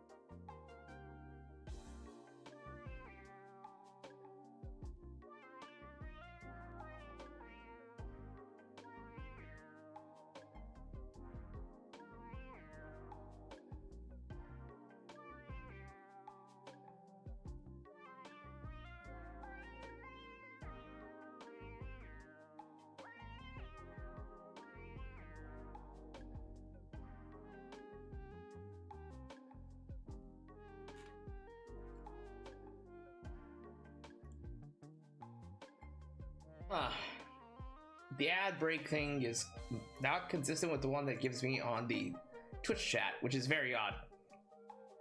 Regardless, we're back. I also have one more argument about if it was easy, everyone would do it. If things were, there are things people do every day that they might consider easy, which is mind-boggling hard to somebody else. I do believe that some things do come more naturally to people than others, but just because that's the case, that doesn't actually mean most people would do it because it's easier. I genuinely don't believe most people do things just because it's easy. Heck, look at the guys that end up like in things like dirty jobs. Those aren't always easy jobs. They do it because they like it for some reason. I'm not gonna judge, but they like it for some reason and they want to. What more do they need, you know? And the answer is they don't need much more. Okay. I think what I need to do is write out what I want each of these parts to do. I think it's the best way to do this, and we're gonna go home.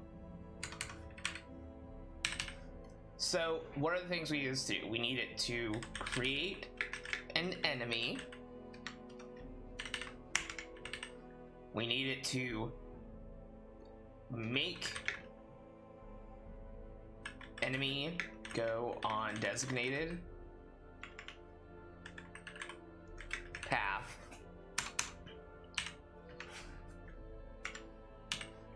And then repeat 5 times. That's what this first one will be. It's gonna be 5 little baddies, right? We want them to go on path wave 1. In fact, I'm just gonna name this at object wave 1.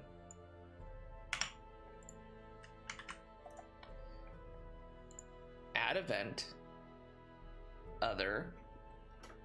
I don't know what that is, but that needs to die. Well, it's dead and I can't get it out. That's unfortunate. Gesture collision other. Intersect view boundaries here. Oh. Okay.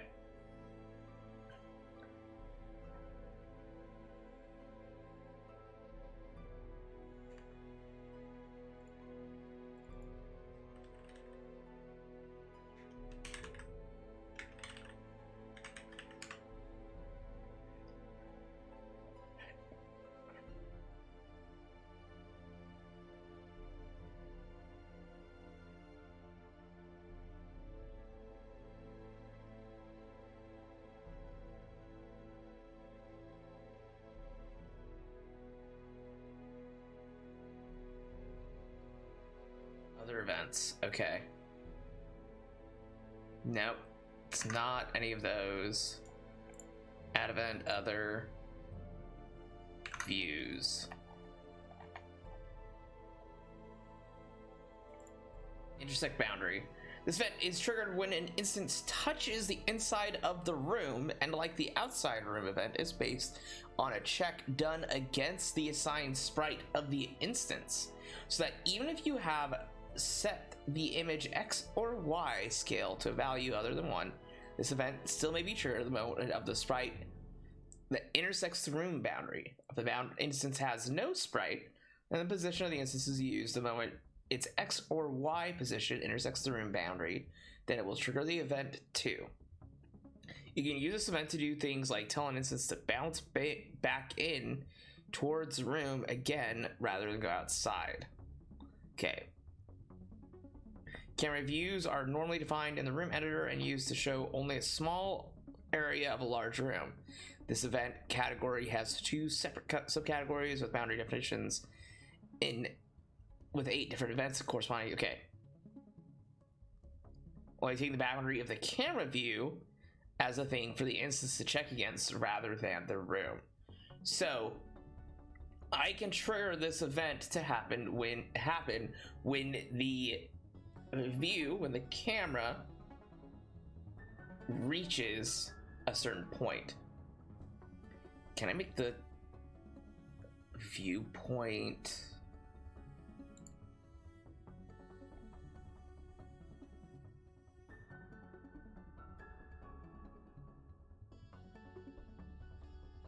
use?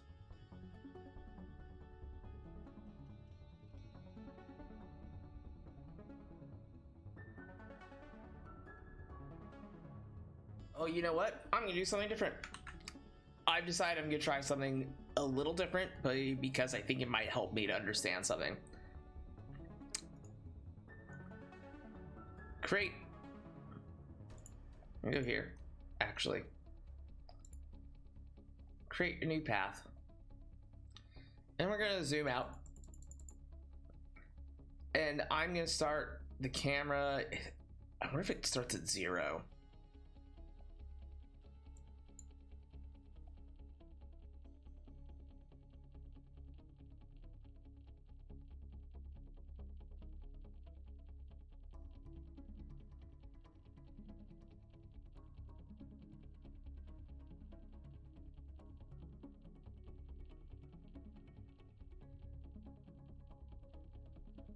Oh, interesting.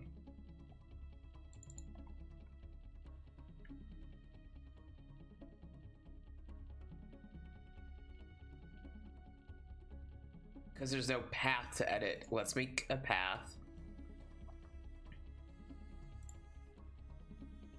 I'm gonna call this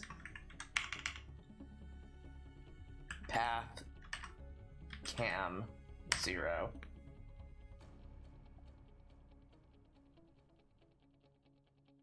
And it's going to start. We're gonna zoom out.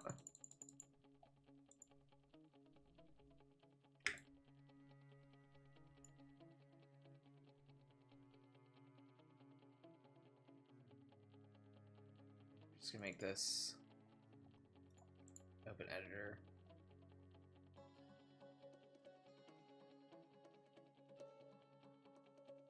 Like edit this directly. I can. 0, 0. Moving at a rate of 15. And we're just gonna have it go. I'm gonna just put another point here. We're gonna have it go. So the room size is 1280. So it's not gonna move X. It's gonna always stay 0. Y, on the other hand, going that way is up. So it goes positive, that way's down, so it goes negative. I need it to go up by... I need to go up by 500. And again, a speed of 15. Okay. Now, if on path 2... Does that work? I genuinely can't tell.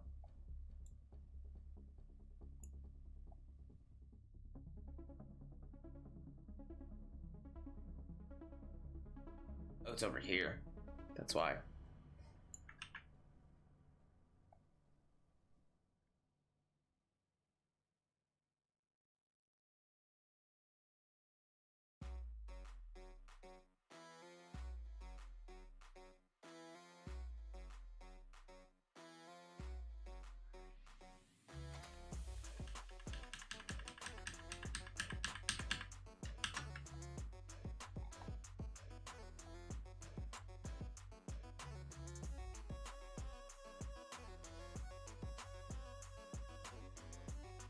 Would I not like position this path to be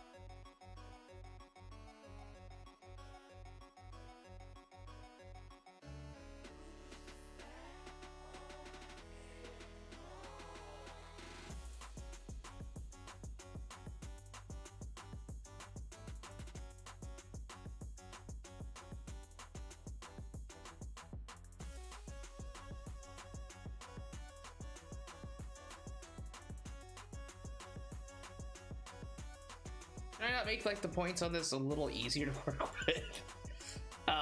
Open editor.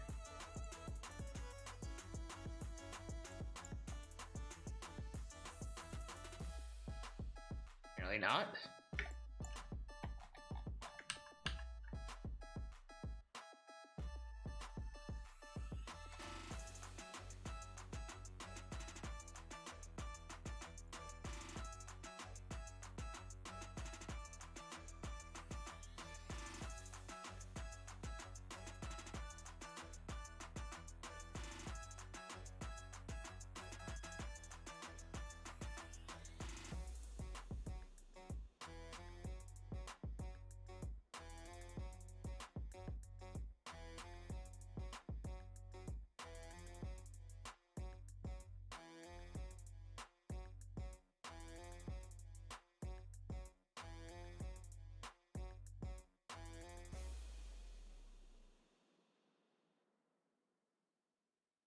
Rotate S plus a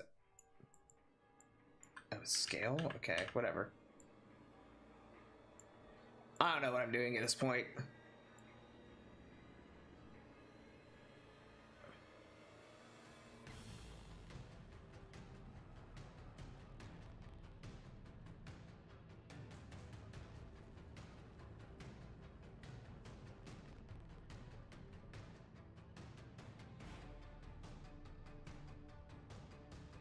Needs to go to 640. Okay.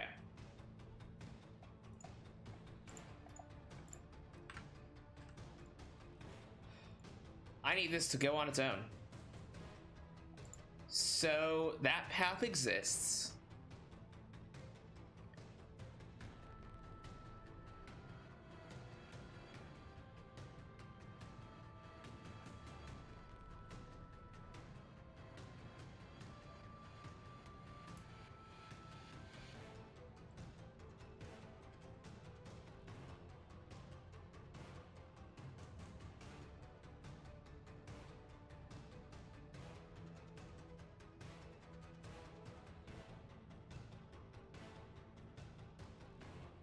Following object. Aha!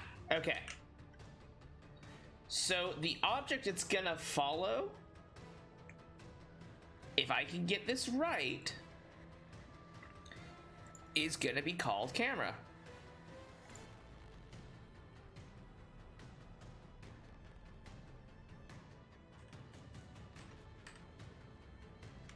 Cam 0.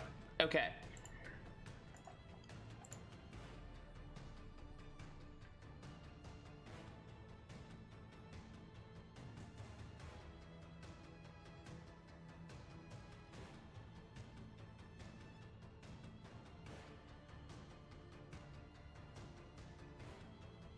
Let me just make sure I have an idea of path following still.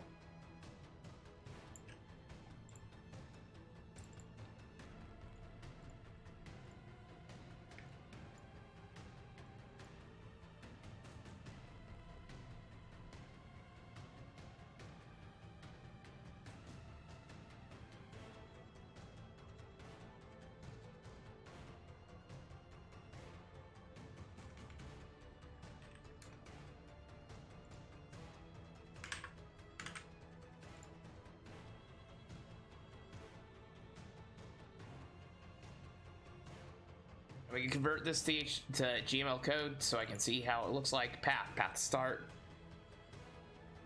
Okay. Admin create. Convert to Gmail.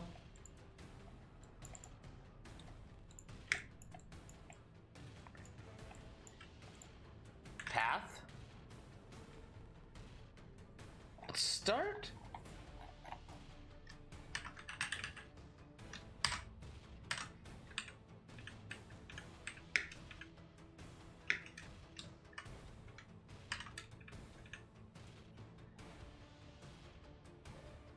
Whoa. Just close you. Just gonna get you out of the way so it's easier to see this. So the path is gonna be path cam 0 at a speed of I'm gonna do this at 2 so I can see it. Path. Action. Stop. And false.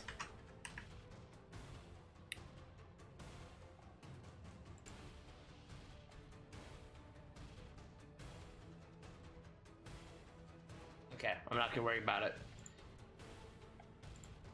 So the object needs to be camera. And that needs to be in, hold on, in an instance.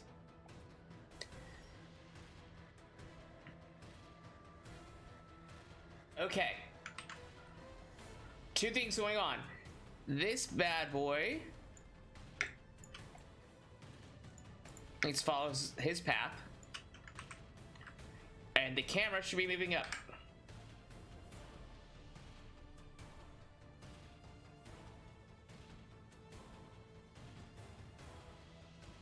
Can't tell if it's moving up. Okay.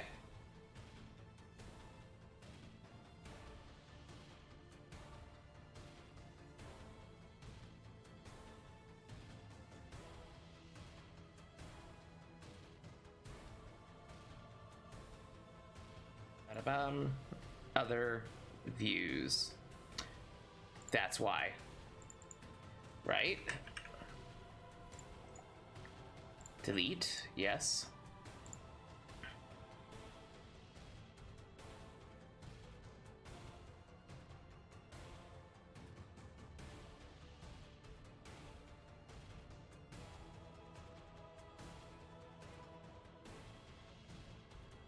Work, 'cause this is view 0. Yeah.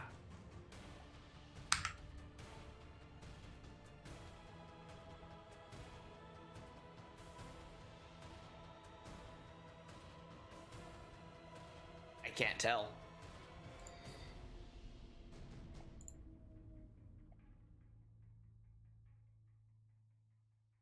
Object follows.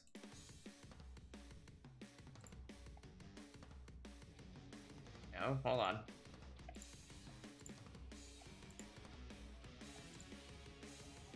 Room.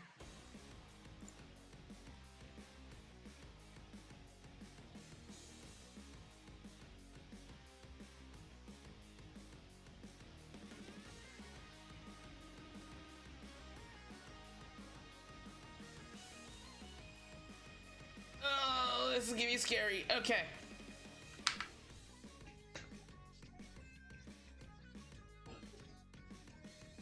Nope.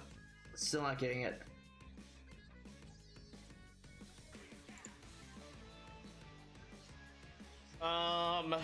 I need to make viewpoint move on its own. Okay, that's the question.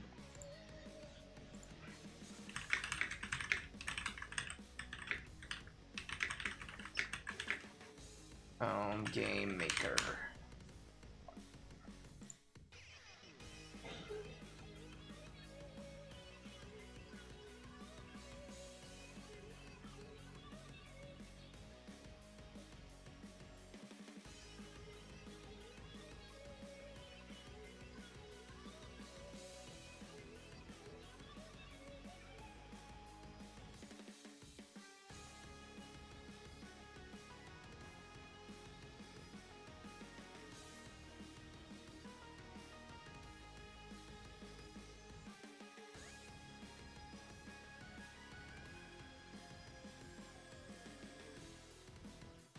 Let me see if I even got this right. Outside view?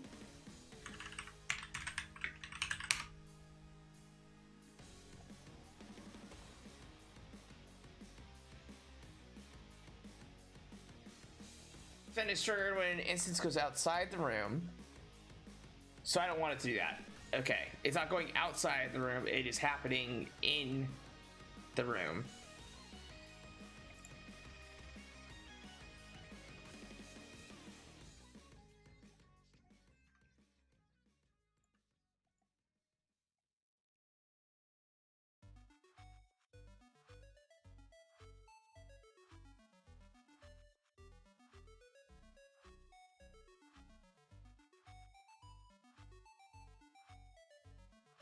Room start.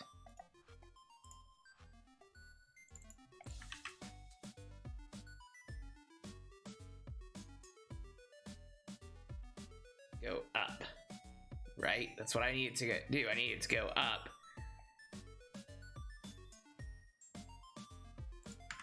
When the room starts.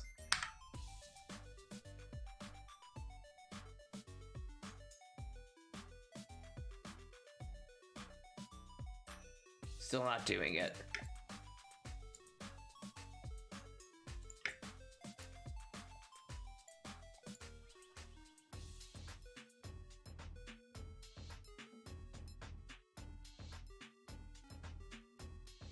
Get rid of that. We're gonna try this again.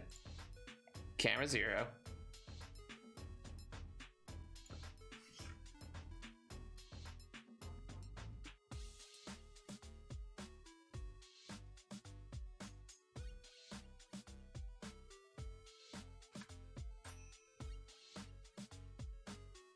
Because this should be moving out.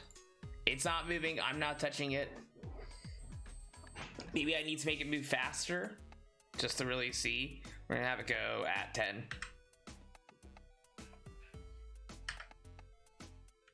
Oh, why is it doing insert?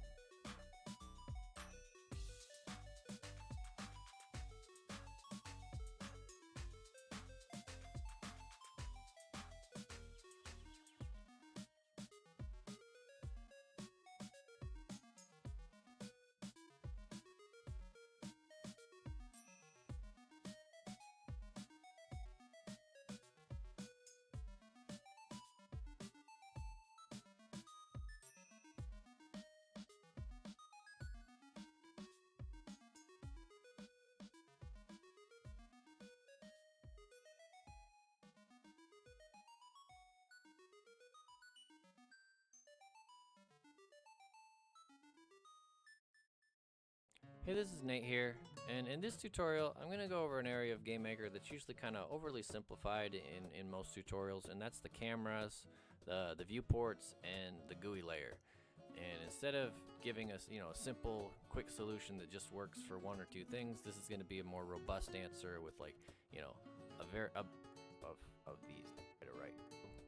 Here I have the project open, prevent that way as if on like a smaller area, so they're gonna shrink with the invisible itself, which really useful position on the X to do the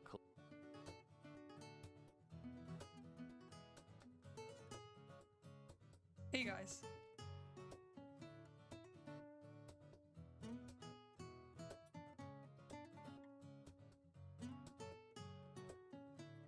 So we're gonna make the camera follow an object. So we're gonna click here and click Object Player. We're not going to touch the speeds, we're just going to keep that at the default.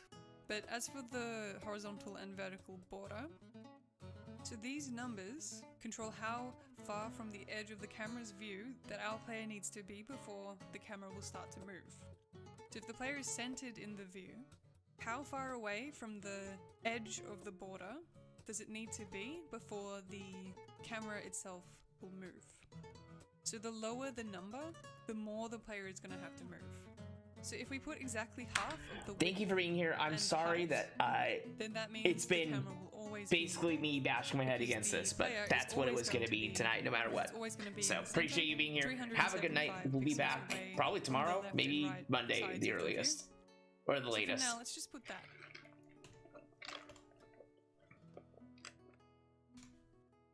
Alright, and let's have a look.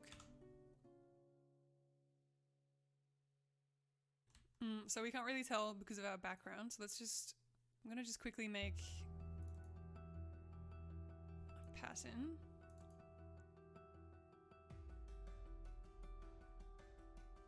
So I'm gonna tile this as the background, so that we don't just have one big green background. We have nothing to anchor ourselves to see if the view is moving.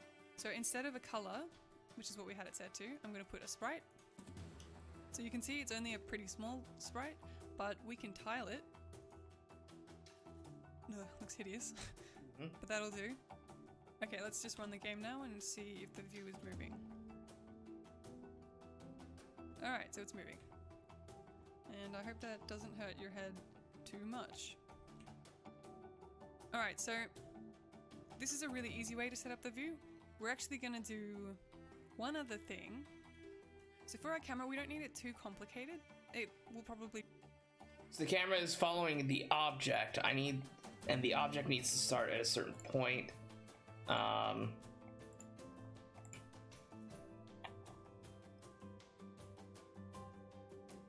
it started 0, 0?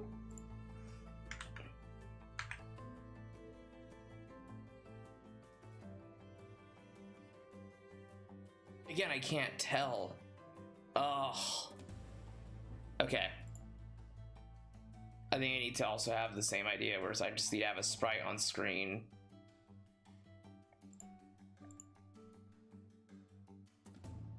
I'm gonna make a sprite that's just...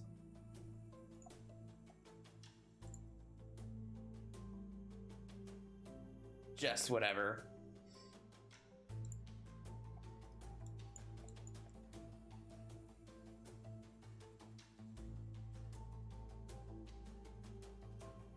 Actually, it's not a bad idea. Just do something like this.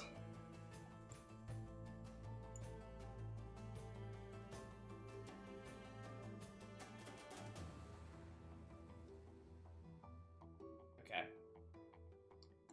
Go to background, sprite, sprite 4, tile it. All right. If it's moving, we'll see that these move. I don't think it's moving, and that's the issue. Yeah, so it's not moving.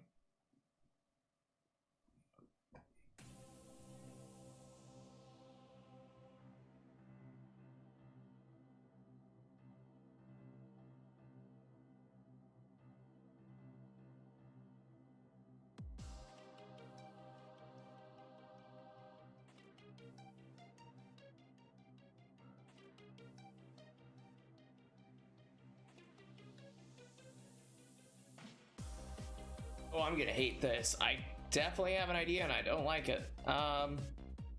No. None. Color. Black, please.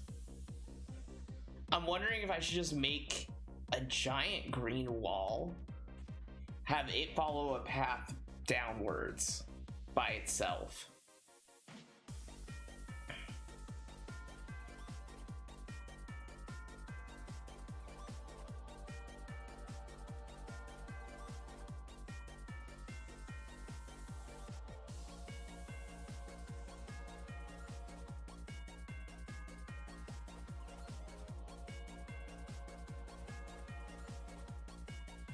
That's what it's gonna be.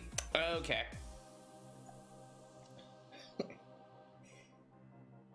Oh, this is gonna be bad. Resize canvas. Do not maintain aspect ratio. Height is gonna be 500. Okay. And we're gonna edit the image, and it is gonna be... Well, it's not gonna be fun, I'll tell you that. Have to be green, and make sure that I know it's moving. I'm gonna get ourselves a nice wide blue. And just have it kind of doing that.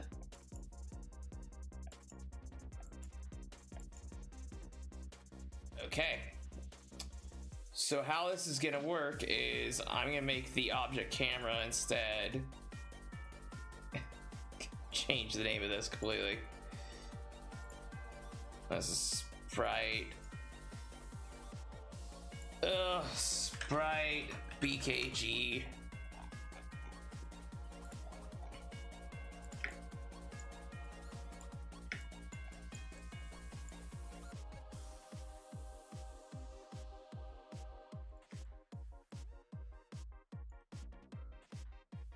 Camera 0 is gonna be the sprite of sprite background. Wonderful.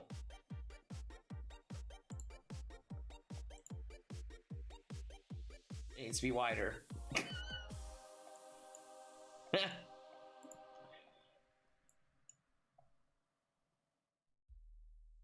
Gosh.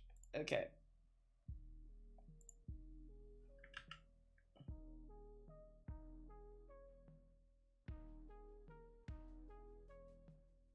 Actually, close all windows. Open this back up.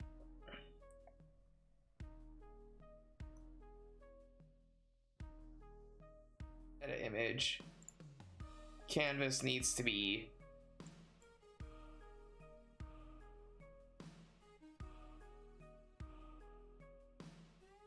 720. And I'm gonna do the same thing as before, which is just make it gross. But I think in this regard, I think I can just do like that. Cool.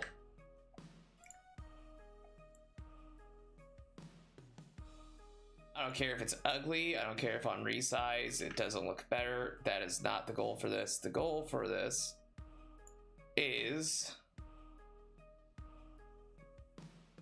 in essence, making the background moving. In fact, it's fine.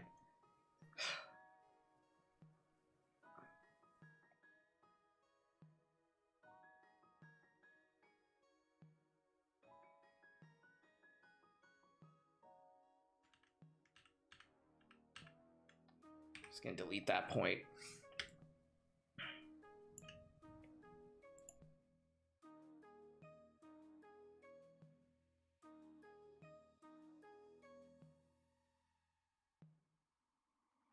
$728. $728.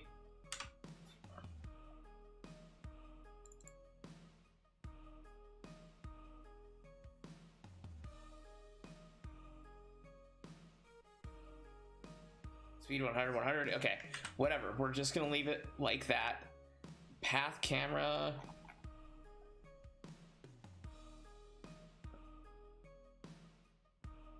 I no longer have an object for. Oh no, there it is.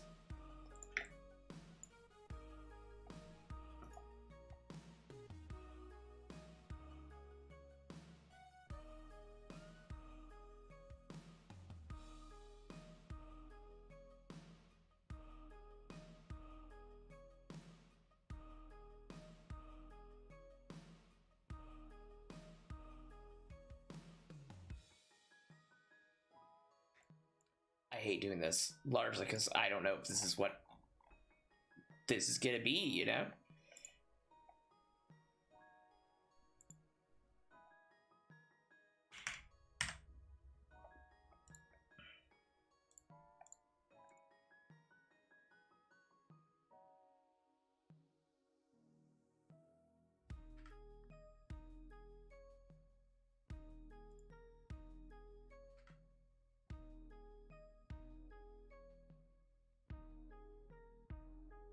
Wait, that did move. Hold on. Hold. That moved.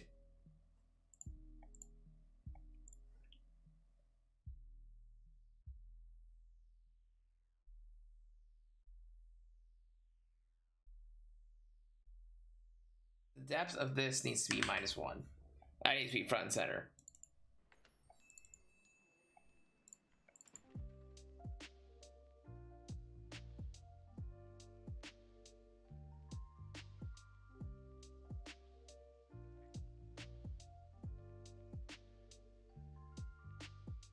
they all -1? Did I somehow mess that up?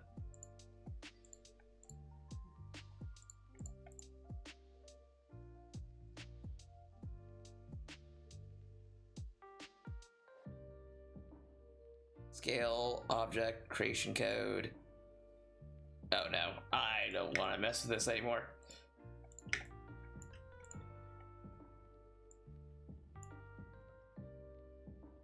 I'm gonna move little baddies over to enemies.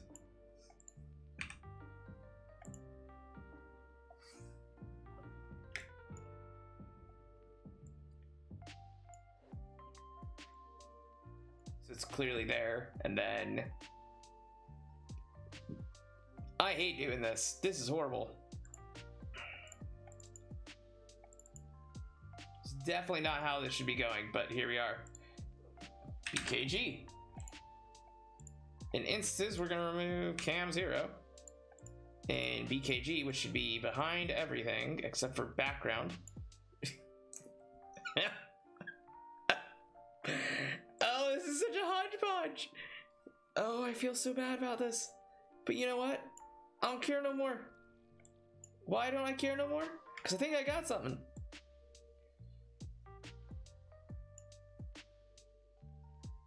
Oh, this is so bad. But you know what this is? This is progress, baby. We got a walk and talk camera.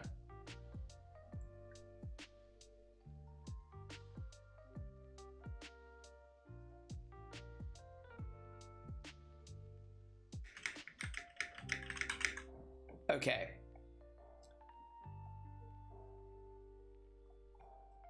Path 2.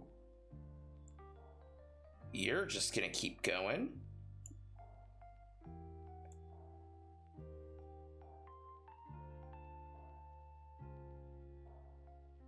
Nope. Nope. And then camera 0, which is on background. You're gonna start like here. Okay.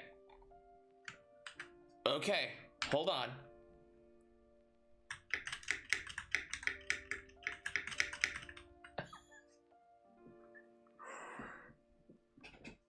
Oh, it's a gobbledygook mess, but you know what?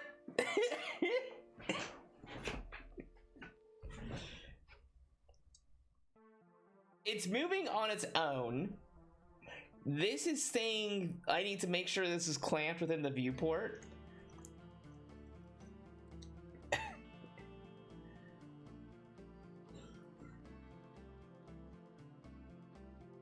Can I set this to go slower? It's going 10. I'm gonna have this go 5. To have the speed.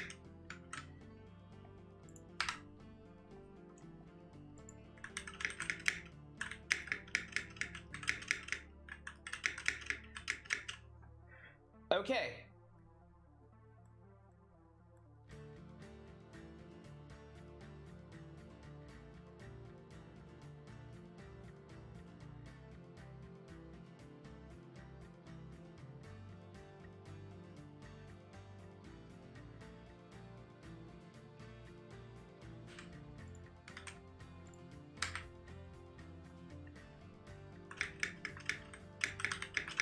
One's too slow.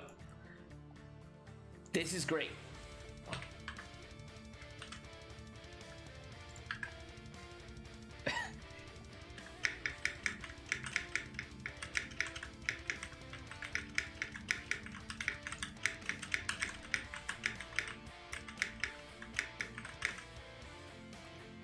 Chat. I need to pull up my to-do list. Okay, let's talk, chat. So,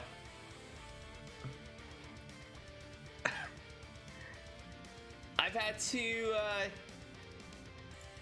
look at a few things, look myself kind of in the eye and be like, okay, so we have some progress on this. I'm putting this as a 10%. The camera is in progress. We're not even 10%. This is in progress. I will put a 10% here, as well as collision is in progress. with another 10%. You know what?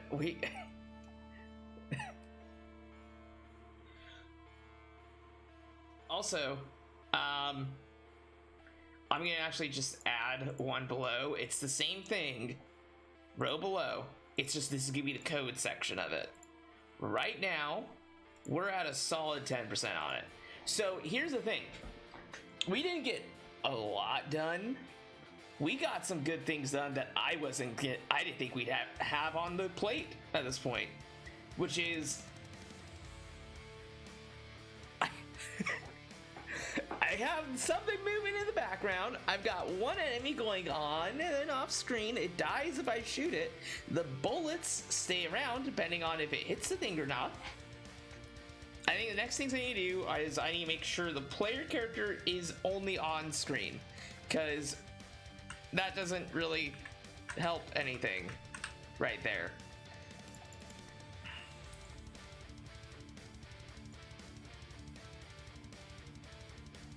So we're gonna put some happy notes on this little turn of the day. And it's been 3 hours. I know it's not been a long time, but this has been a lot of good. I've got to figure out how to trigger events based on where the camera is, or like what coordinate the camera is at. In all honesty, it's not even camera. It's where the player is at, or where like the background is at. So I've got to figure that out.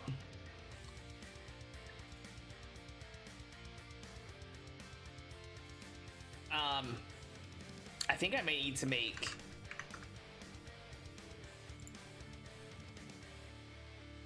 the play space feels a little small.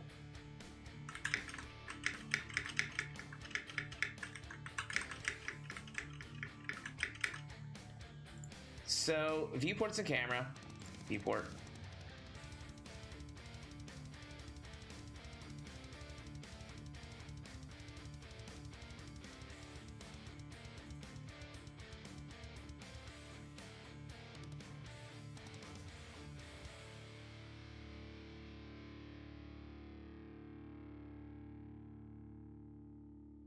Set this to none for right now. It's 32 by 32. It doesn't matter. This is following a path. And I'm gonna get an earful from somebody. I'm sure, like, the hell did you do? There's this better way that you probably didn't even consider.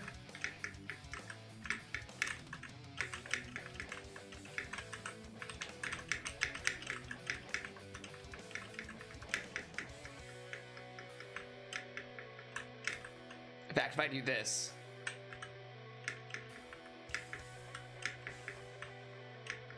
yeah, most of these bullets shouldn't even come on screen because they're off screen when I shoot them.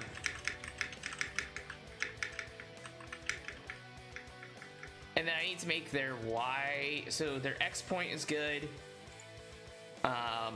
Bullet.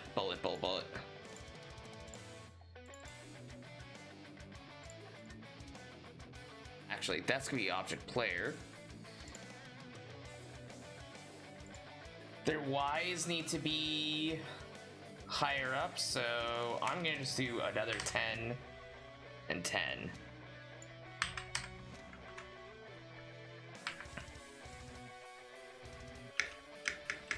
That's further behind me, so it's negative 10?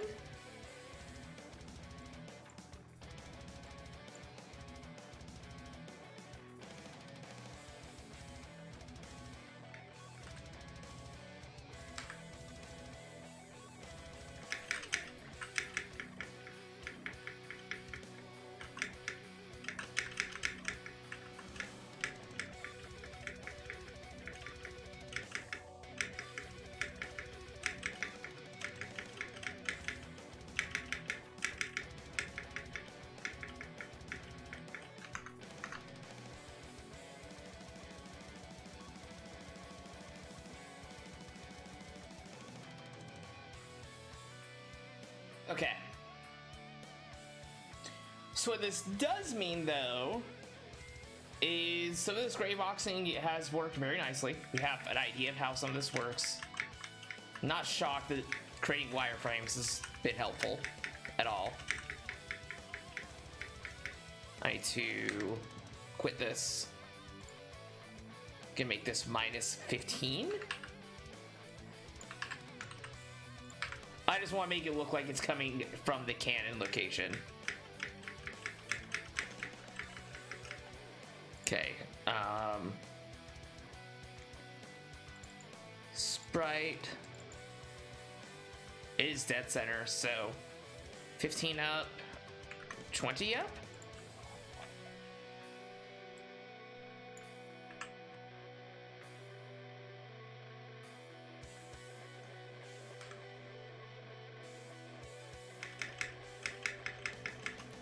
Honestly, we're gonna make this easy.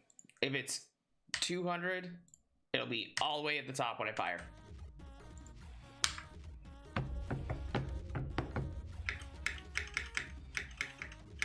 Okay. We're gonna cut it to 50.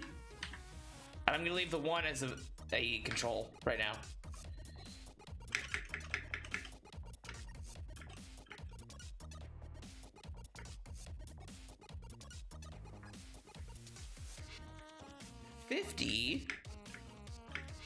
Is actually really close.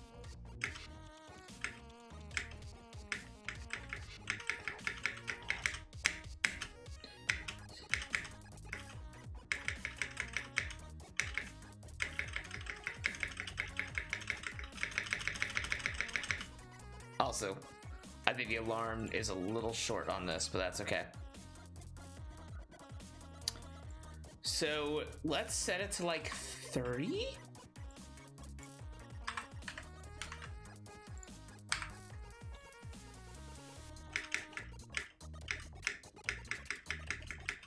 And then I'm actually going to create a layer that's specifically going to be bullets. And I can actually make it so that also is a layer that exists purely between.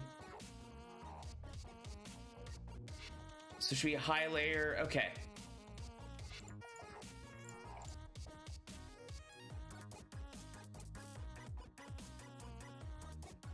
As it can just go down here.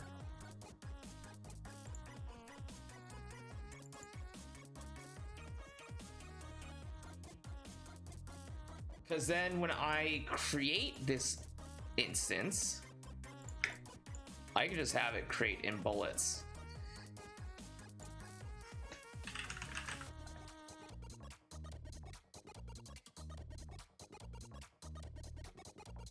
And that should be higher than anything else, which makes sense. It should be a priority thing to see in the game.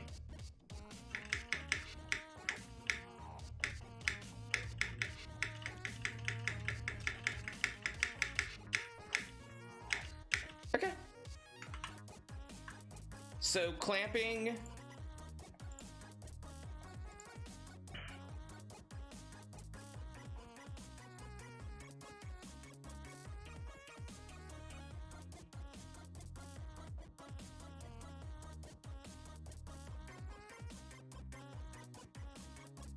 Okay.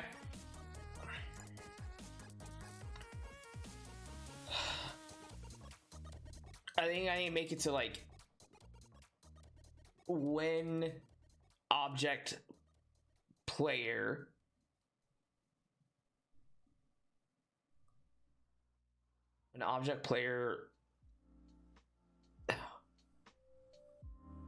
that's the thing is like I think I still need to make the viewport be the one that's moving on its own.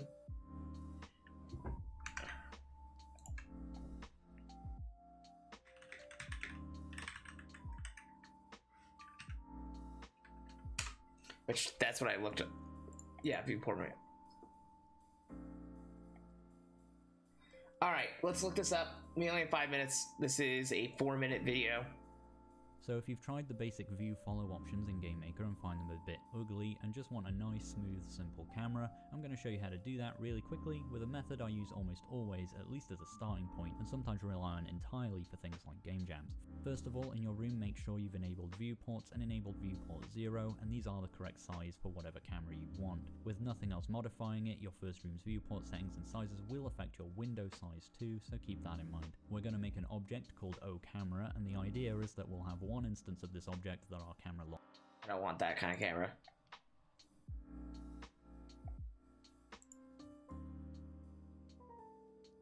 Greetings and welcome. My name is Aaron Craig with Let's Learn This Together. Chances are in your game you're going to need to use cameras and views. If your game gets larger than one room and you want to be able to move around, you must use cameras and views. Unfortunately, they are really complex and confusing when you're just starting out. Now, they don't stay that way, so stick with me and I'm going to explain how to create cameras and views both in the room and with code, and I'm going to do it really quick. And just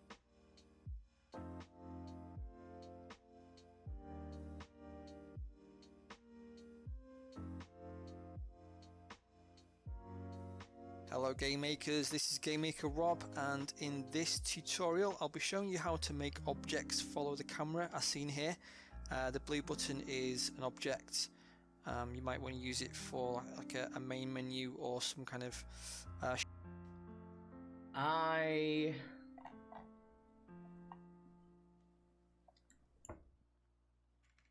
Self-moving viewport Game Maker Studio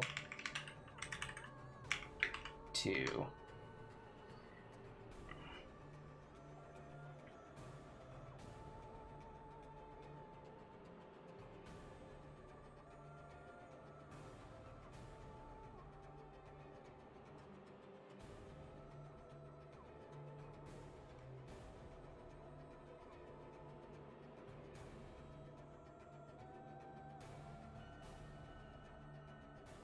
Oh, it's 3 hours. No.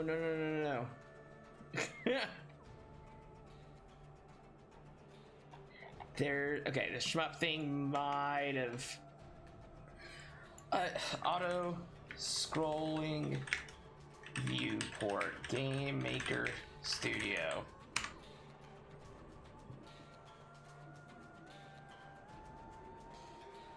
Auto scroll camera.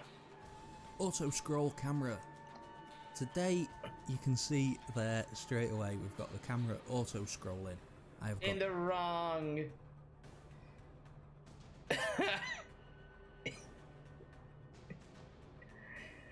Oh, in the wrong engine.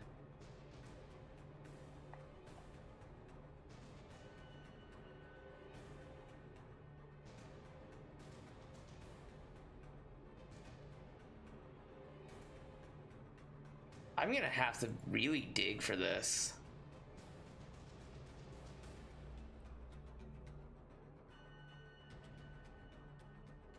Figma, I don't want Figma.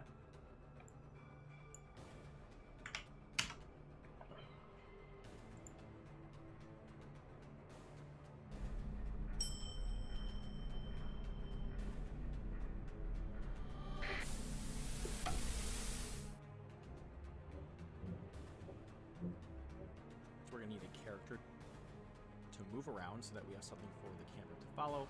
We're going to need a room larger than the initial screen size. Target zoom.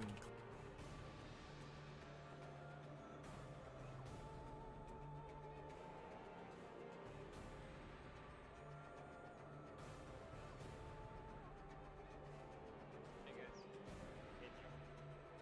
As you can see in the background, I have a new program. This program is called Game Maker Studio 2. It's a software, basically a copy of it done within a under and adds a nice one to. I would have learned the same amount of programming. This whole goal is decent. I'll be able to complete little simple auto scrolling platformer type thing. I'm pretty happy with how it's turned out so far. There's a few So it doesn't show how it does it. Oh.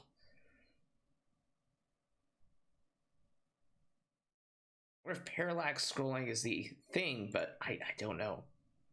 I don't know. Anyways, break incoming. See you shortly.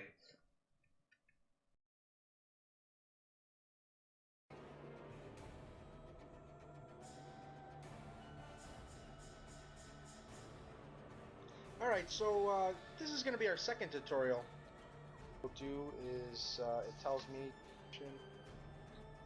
there's something that has to take. For the left key, down in this.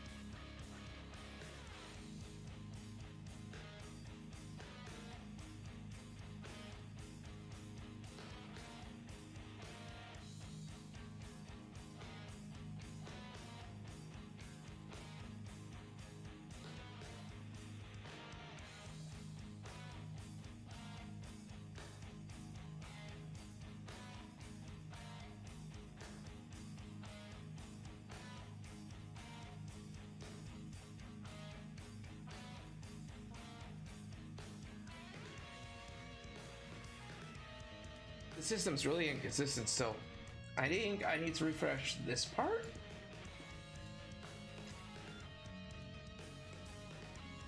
I'll probably not know because by the time the stream is done,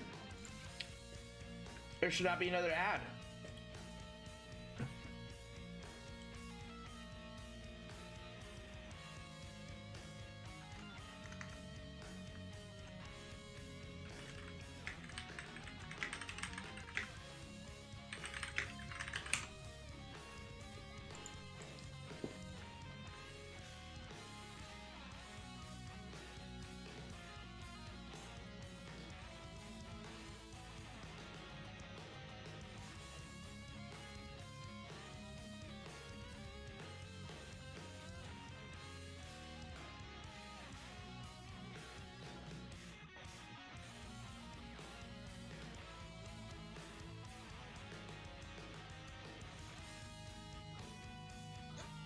Oh, excuse me, chat.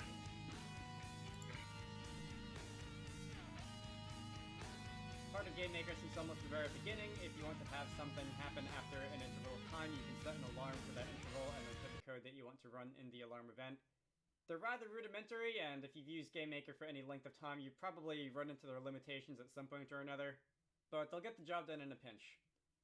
Fast forward to May of 2022, and in one of the recent betas, Game Maker has added this new feature called time sources.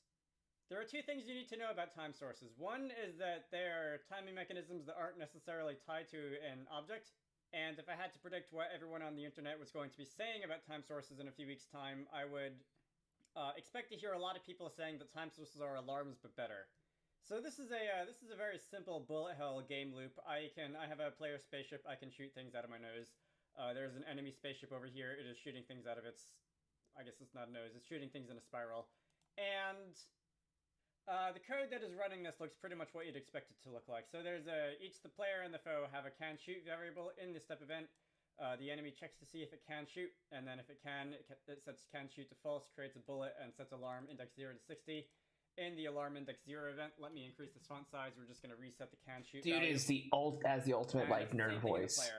Except instead I of love it. shooting automatically, we are shooting when the player clicks the left mouse button. Right? That's about as basic bullet hell gameplay as you can get. So I'm gonna start with the OBJ foe here, and then I'll move back onto the player later. If I were to get This rid is of the another alarm like event- 30-minute video, which I don't want to.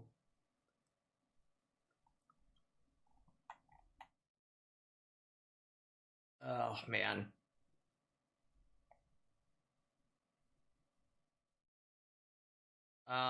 Delay. Oh my gosh. There are just questions of like, how do I do this? And I don't really have like an idea of what I'm trying to ask. And I've been through something like this before. Where it's like, I know what I want. I don't know what I'm trying to ask. And not just in this, but in multiple things where it's like, okay, I know what I want. I don't know what's the specific thing I should be looking for. And again, this is where like writing things out makes a huge difference. Like I want enemies to follow a path. I know that they can follow a path and set a delay. I just need to create that delay. I know I can probably make this easier instead of it following a path. From the look of it, I can set a parallax. It can move down on its own. I need to just create a sprite for it and it will do it for me, which is awesome. And since its depth is that,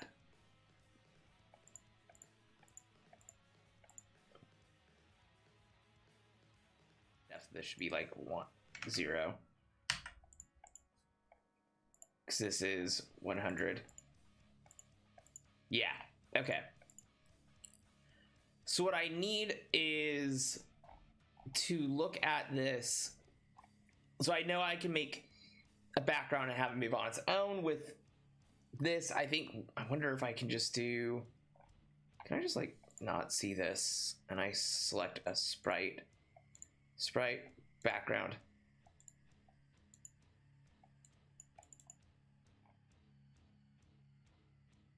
Not without like major editing.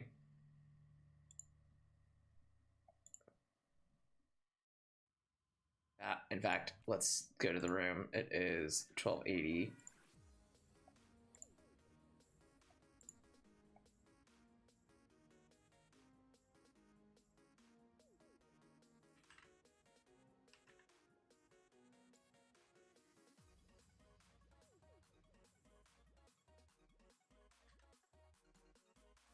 Okay, I wonder if that stretches it. It does. Okay. Height does not need to maintain that. We're gonna make it 2000. Apply. Okay. So if I do that and I set the background, what if I just set its speed to that?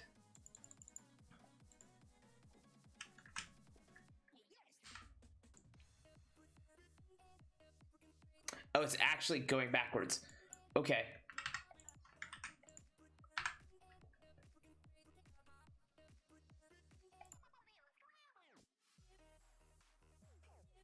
offset by 11, go by 1.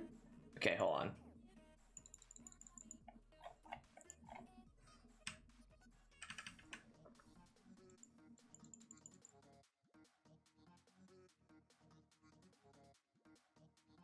Can I not, like, manually set this offset by more? Let's just do negative 1,000.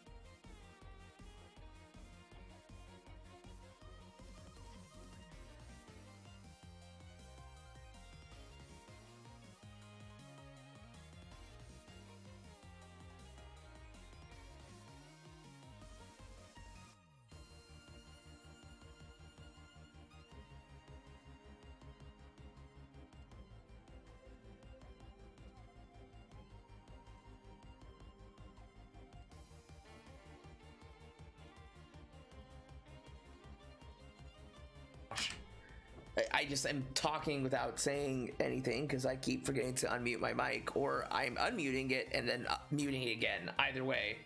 Oh, because I'm hitting 0, you know? It makes sense now. Anyways.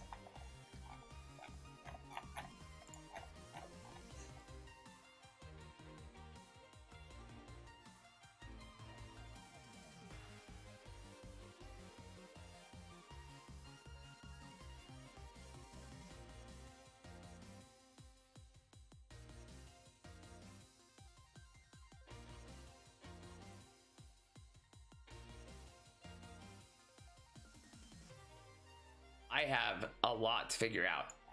Not scared by it either, which is nice, but I definitely have a lot to figure out.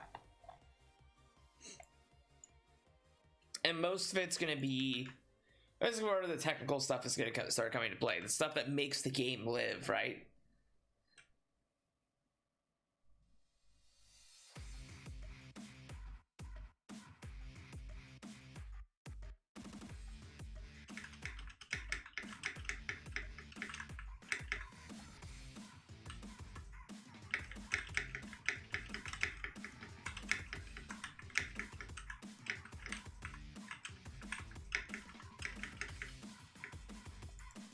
But we have progress, baby. And that's what matters. Even if it's a little, it's steps, and we've marked stuff down, which is great. We've checked things off the list. How much happier do I need to be, you know? And are you? I'm allowed to be pretty happy over this.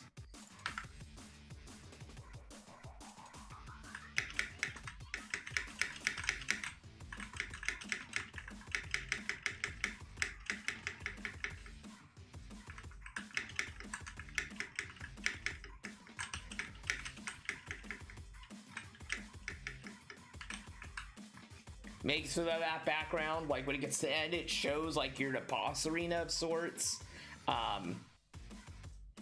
Maybe even make it just, you know, I can create lengths and times, and I just need to make sure that the path is long enough for it, which might be really annoying, which is why I want to see if I can make the viewport move on its own so I can tell it to go to a certain coordinate. But right now, this is where we're at, and this is what I'm going to work with. And I'm going to keep looking things up, but I think we're going to call it for the night.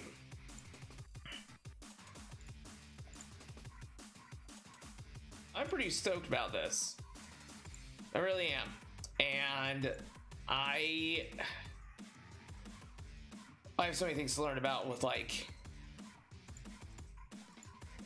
how to use viewports, for example.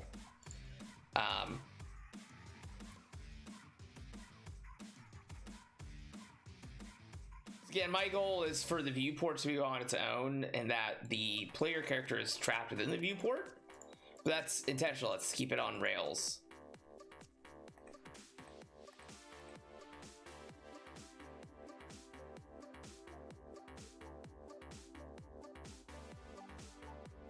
If I can figure that out, awesome. But I'm gonna have to watch like a lot of long videos, and I don't want to spend an hour on stream watching a video when I'm supposed to be here doing my own stuff, you know? You smell like trash. I'll allow it.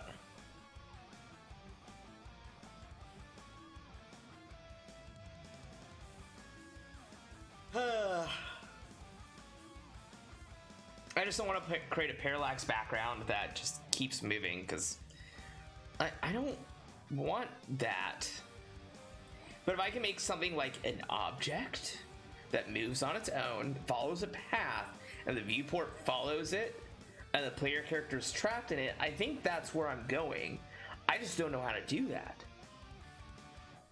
And maybe what I need to do is watch a tutorial on... Okay, I need to watch a tutorial on how to make a camera follow an object, and then make objects that forces camera to... Okay. This is why we talk things out. I've got my ideas. Okay. But anyways, let's go back. let's look over what we got done today.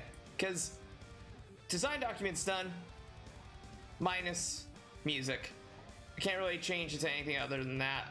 I'll be honest. It's not done, but I'm satisfied with it.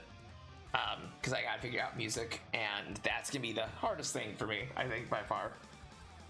Next to the code. But we've created some rooms, we've created player objects, we've created enemy objects, we put an enemy on a path. It's done that every time since we've put it on a path. So like, we have things. Don't you jump up on me. What is it doing? Yeah, we have enemy movement patterns, we have some collision happening between bullets. We have a moving background of swords. I gotta figure this out. I think if I can make a moving parallax background, I'll make it like clouds. I think that's pretty reasonable. But nothing crazy and nothing that should like make it hard for the player to see attacks.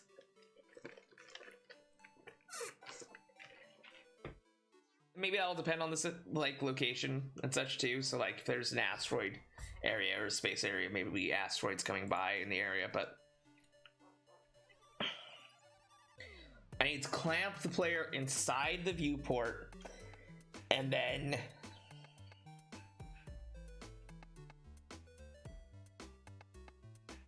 oh boy, it's gonna be fun. It's gonna be super fun, chat. But I have ideas on how to make it work, and that alone, that's a win. We've got player attack visuals. The code is in. I mean, the art, I'm not even really count it because I didn't draw anything other than white squares.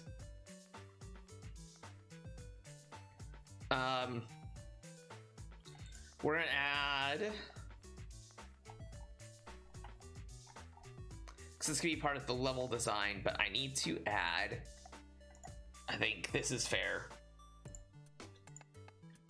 enemy spawn points and spawn patterns, because that'll help to, like, if I can make a prototype that works consistently, then I can do it again with more patterns.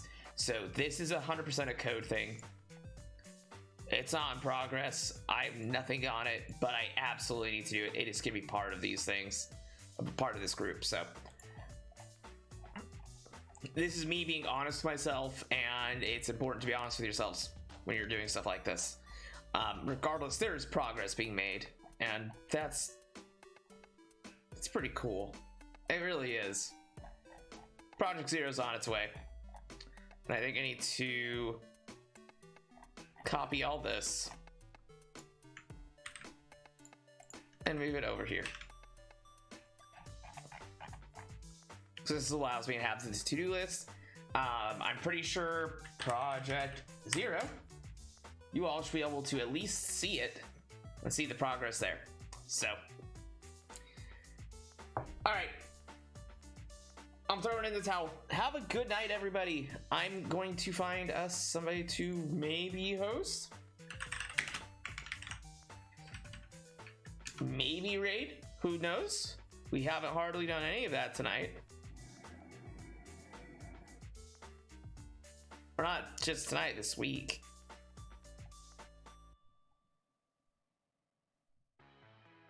Might as well. He hates the game he's playing, but he's doing it because he earned money. And so he's gonna do this for others. And we are gonna raid him. It's obviously just me right now, but whatever. It's time. So, I will see you over at his chat. Thank you so much, everybody. Appreciate you all. You're a good bunch. So anyways, you're a good bunch. Love all your faces. And as always, eyes up. That's the wrong one. There we go.